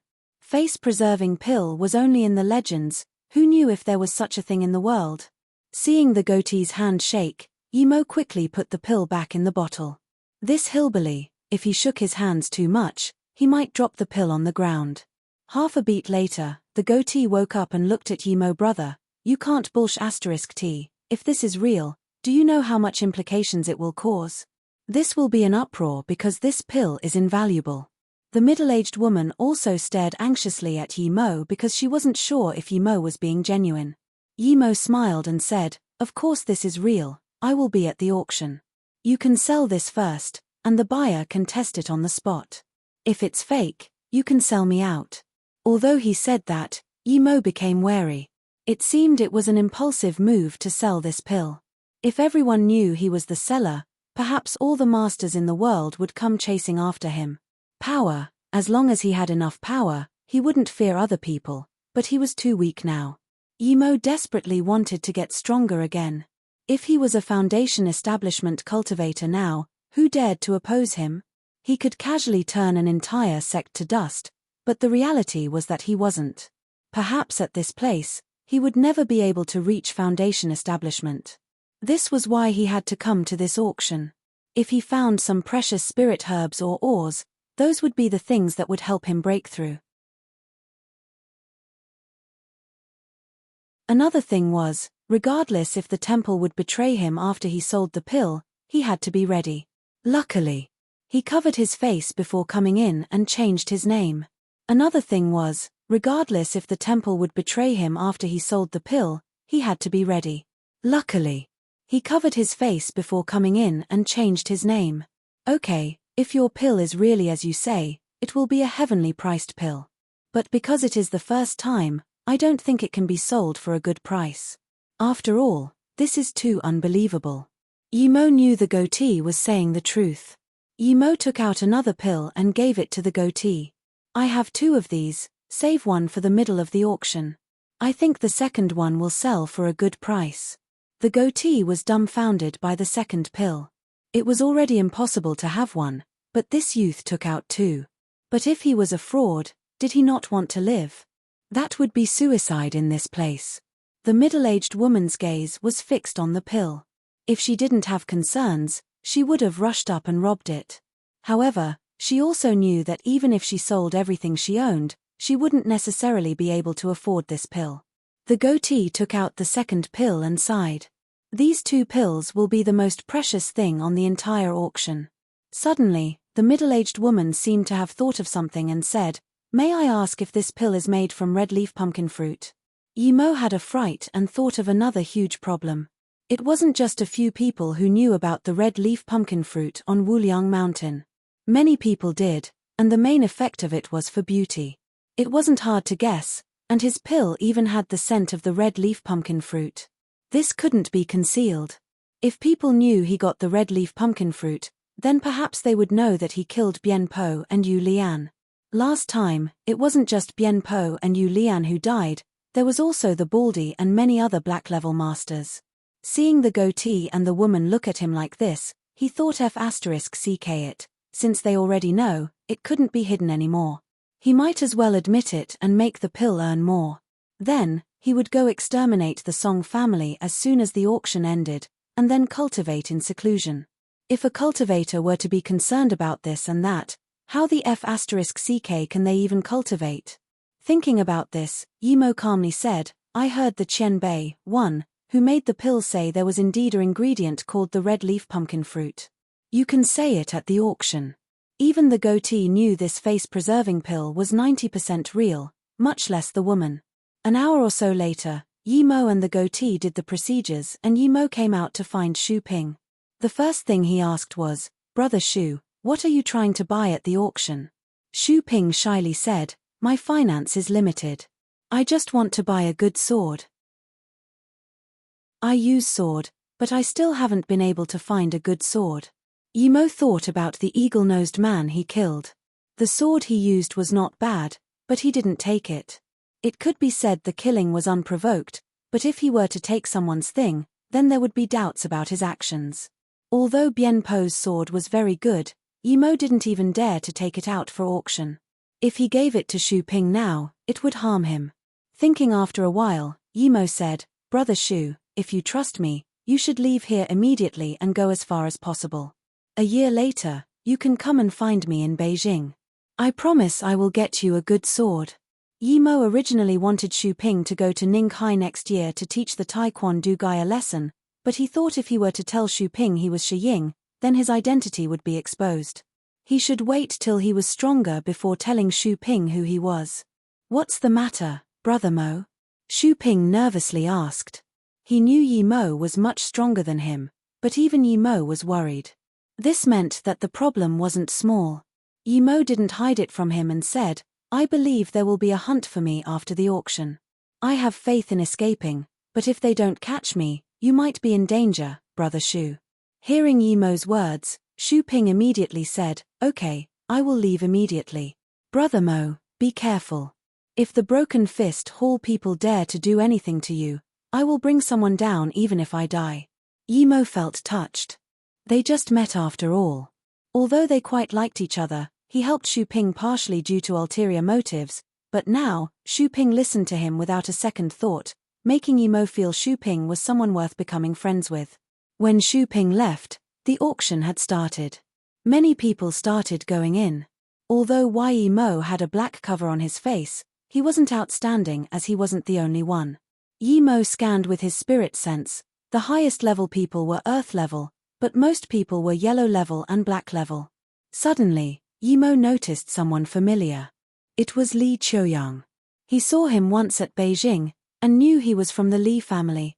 However, Yi Mo knew that Li Qiuyang wasn't exactly an outstanding member of the younger generation of the Li family. How could he come in? Yi Mo looked carefully again and found that although he looked very like Li Qiuyang, they weren't the same person. It should be someone related to Li Qiuyang. He didn't expect the background support of the Li family to be so huge. They were even related to the hidden sects. Yi Mo was astonished. There weren't much people at the auction, only about 500. Xu Ping was able to get a number in the 100s, meaning his luck was quite good. The top 50 each had a small room. Yi Mo was 37 and also got a room. The auctioneer was an old man in his 50s. Yi Mo looked at this old man and knew that the latter was much stronger than all the people he had fought. The old man walked onto the stage, then he paused before saying in a loud voice, "I'm Shi Wushan. I've been invited to be the auctioneer for this hidden sect auction. Everyone knows that although we have an auction every 5 years, there are treasures coming out each time. I would like to represent the Shi Shuang Temple and the sellers to thank the many guests for coming as well as the friends from the mortal world. Okay, let's begin the auction." Yi Mo heard the words and thought, were there people from the mortal world? What power factions were they? Even the Yi family and Song family couldn't come. Those who could be here definitely had power. Did that Li Qiuyang-looking man represent the Li family? But the Li family wasn't the number one family. It seemed there were people from other families here, but perhaps Teget covered their face like him. Shi Wushan's interrupted Yi Mo's thoughts. The first item is definitely something that will shock your mind. I don't dare to say there won't be something more precious than this in the future, but it is, for sure, the most precious thing we've ever had. Then, he took out a jade vase and said, "This is a face-preserving pill. After consumption, it will grant eternal youth. It can even extend life by a decade. This is made with red leaf pumpkin fruit as the main ingredient with tens of other precious herbs. The starting price is 1 million, each time, the increment must be no lower than 100k. Yi Mo thought they actually changed his porcelain vase into a jade vase. It seemed these people really know how to do business, haha. Despite so, there was immediately rustling below. After all, this effect was too potent, no one dared to imagine such a thing even existed. After the boisterous rant, there was silence. No one called a price. Yi Mo's heart sunk. Did no one believe it? Shi Wushan coughed. Calm down everyone, if people don't believe it after buying it, you may consume it now. We have someone here who will be responsible. Brother Shi, according to you, you say this pill is made from red leaf pumpkin fruit and many people have heard about it being in the Wuliang mountain not longer ago. However, an elder of our Jian Kang has gone missing in Wuliang mountain. Shi brother, please tell me who sent this for auction. We Jian Kang will be very grateful. A man in his 40s stood up. Yi Mo immediately looked at this guy and thought, so they came. This person was black level middle stage and looked like he was from Jian Kang. However, he didn't know what Shi Wushan would say. Although he was sure the temple wouldn't disclose his information, he was still concerned. Shi Wushan laughed. We are just responsible for auction, we don't ask about anything else. If someone asks such questions again, we will view it as a challenge to our auction. Okay, now people can start calling prices. Then, Shi Wushan's strong qi burst out. It could be seen that his power was so much stronger than that man from Jian Kang. That Jian Kang man's face was green with anger, but he eventually didn't say anything and sat down. Yi Mo felt very satisfied. The Jian Kang people were so arrogant. If he was stage 5 or 6 Kai gathering, perhaps he would stand up and say, "It's me, so what?" After a while, no one called a price. Yi Mo felt annoyed. Were these people short of even 1 million? Thinking about this, he couldn't resist and raised his card, 1 million. Since these cowards didn't bid, he would bid for himself first. 1. TL note, Qianbei, predecessor, what people refer to people a generation older than them as. Same meaning as senpai in Japanese. Predecessor is not a very precise translation for that, so I've decided to just use the pinyin. Although he bid a price, Yimo looked down on the auctioneer old man, thinking, why was it so hard for you to get a prettier girl to do the talking? If there was a pretty lady wearing exposing clothes, then the atmosphere would go up. It was so unsatisfying having an old man. No one wanted to even bid. Although he bid a price, Yimo looked down on the auctioneer old man, thinking, why was it so hard for you to get a prettier girl to do the talking? If there was a pretty lady wearing exposing clothes, then the atmosphere would go up. It was so unsatisfying having an old man. No one wanted to even bid. However, Yimo forgot what this place was. It was a temple. Only he could have such a ridiculous idea. 1 million. One voice broke Yimo's bid, making him feel relieved. He looked back and discovered that it was actually the pretty nun of the Lianhang Jin Mosque. He thought that this nun enjoyed beauty too, but he was grateful to this nun for helping him out. It seemed the rich people nowadays weren't the big commercial tycoons but monks and nuns. 5 million. It was another female voice. Yimo didn't look again this time, but it was all women who bid. It seemed everyone loved beauty, especially women. 7 million. 2 million. Yimo rejoiced. The price suddenly grew dramatically as more and more people were bidding, while less and less people were suspicious. Soon, the price has skyrocketed to 8 million. These hidden sect people were really rich. Although Yimo didn't know how they got their money, it could be seen that a lot of people were bidding although they weren't too sure about the face-preserving pill. Yimo was grateful that Shi Wushang didn't say they weren't responsible for the pills being genuine. After all, this pill was too absurd. If the auctioneer really said that, the price would be really hard to say. Thinking about this, suddenly, someone stood up. Mr. Shi, will the auction holder be responsible for the pill being genuine? If they do, then I will bid 50 million immediately. Yimo cursed. This son of a B*TCH was looking for trouble. Shi Wuxian didn't say they were responsible to avoid the question, but this guy asked, making them unable to pretend they didn't know. As soon as the person asked, Shi Wuxian's face sunk as he hummed for a while before saying, "This pill is sent here by someone else, and this person will be completely responsible for the pill. If it's fake, we can hand over this person immediately. We won't be responsible for the pill being fake." Although Shi Wuxian was modest with his wording, no one bid for the pill anymore, and it stopped at 9 million. Although everyone had money, this was the first item, and no one knew if it was real. Once this was bought, it would affect the auction if one were to try it on the spot. If they tried it afterwards, who knew if the seller would run away with the money? Most importantly, no one wanted to get into conflict with the auction holder. Otherwise, they wouldn't let them in on the next auction. Yimo was annoyed. This Shi Wuxian was an idiot. He should have just said that if the buyer realized the pill was fake, then they could give immediate refund. Yimo was very annoyed, but he couldn't stand up and say that. "May I ask Chen Beishi, if the pill I buy is fake, can I get refund?" A voice asked the words Yimo wanted to say. Yimo almost wanted to hug the person and kiss her. Shi Wuxian immediately replied, "We can refund 95%. Okay, in that case, I bid 10 million. It was a woman wearing a green skirt. She had a black silk scarf covering her face, but there were still many spots to be seen on her forehead. It was obvious her face was corroded by something. Yimo was very happy. However, he was soon disappointed. No one after that bid, not he immediately understood why. After all, an auction that was once in 5 years was hard to come by. No one wanted to waste time on trying a pill and missing the item they want. Plus, most people weren't buying the pill for themselves. Plus, if it was fake, not only would they annoy the auction holder, but they would also become a laughingstock. Shi Wuxian saw the woman bid and immediately said, "Number 46 bid 10 million, going once." It seemed Shi Wuxian was also very disappointed in the price, but he didn't want to waste time on it anymore. No one else bid and Yimo was very annoyed. Although he believed it wouldn't be surprising if the pill was sold at 100 million, no one was bidding 10 million twice. 10 million third time. Gone. There wasn't even 1 second between twice and third, but Yimo couldn't do anything about it. The woman stood up and wanted to speak, but Shi Wushan said, "Lady, you do not need to get up.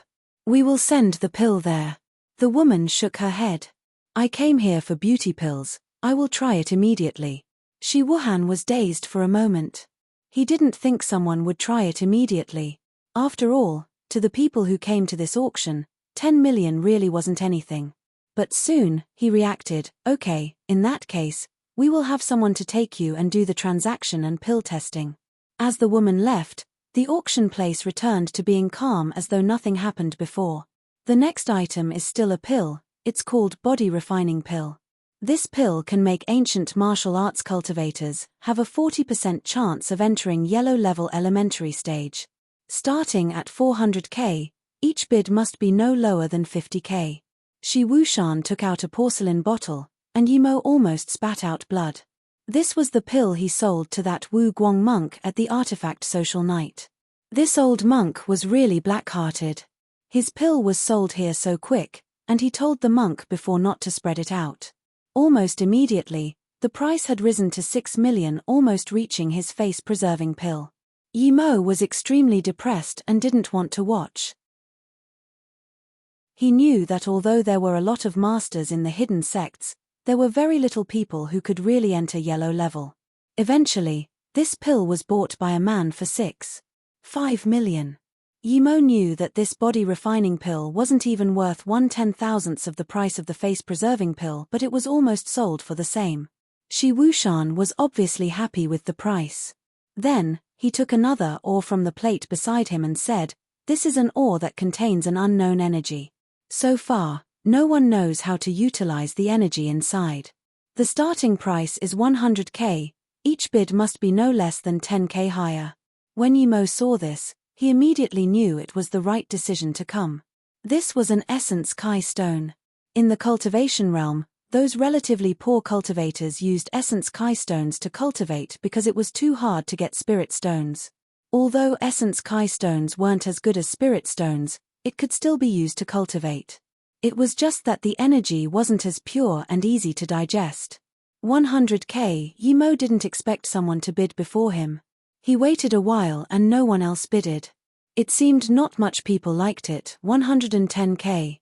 Yimo was determined to buy this stone. With this, although he couldn't reach stage 4, it was enough for him to reach the peak of stage 3. 150k, the other person bid again. His voice was louder and sharper than before. 160k. Yimo followed without hesitation. 300k, it seemed the other bidder was angry. His tone was also more threatening. He was angry, but Yimo was angrier. He looked at this person who fought with him and discovered it was actually an Earth-level master. He couldn't tell the person's age, but his face was really bleak. It was obvious that he wasn't to be messed with easily, but Yimo didn't care. Other than a cultivator like him, no one else could utilize it. 310k, Yimo added. This bleak-faced man suddenly sneered. 500k, I, lone wolf, will take this ore. Yimo added by 10k each time, making him think Yimo wanted to annoy him. Yimo heard this guy's tone and thought, how dare he be like that? I should be the one angry. Threaten me? In your dreams. But he still called out calmly, I bid 510k, I will have this ore. It seems you want to start *T with me, friend. The man glared ravenously at Yimo. If glances could kill, Yimo would have long been died. Yimo didn't even bother to look at him and just said to Shi Wushan, Qian Beishi, if no one is going to bid, can you bring down the hammer? Everyone gasped for air.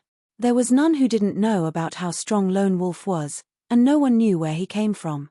He targeted the weaker sects and taxed them, but his power was strong and he was very cruel. It was said that even the masters of the top-grade hidden sects felt threatened by his power. Everyone gasped for air. There was none who didn't know about how strong Lone Wolf was, and no one knew where he came from. He targeted the weaker sects and taxed them, but his power was strong and he was very cruel. It was said that even the masters of the top-grade hidden sects felt threatened by his power. Although everyone also knew that Yimo was a tough guy, Yimo seemed to be quite lacking compared with Lone Wolf. This guy annoyed Lone Wolf for a useless piece of rock. He was really naive. The difference between Black and Earth level wasn't just a single bit or two. Those who ascended to Earth level was the pinnacle of power in the hidden sects. Yimo could easily kill Black level masters, but in front of an Earth level master, he might not even be able to escape.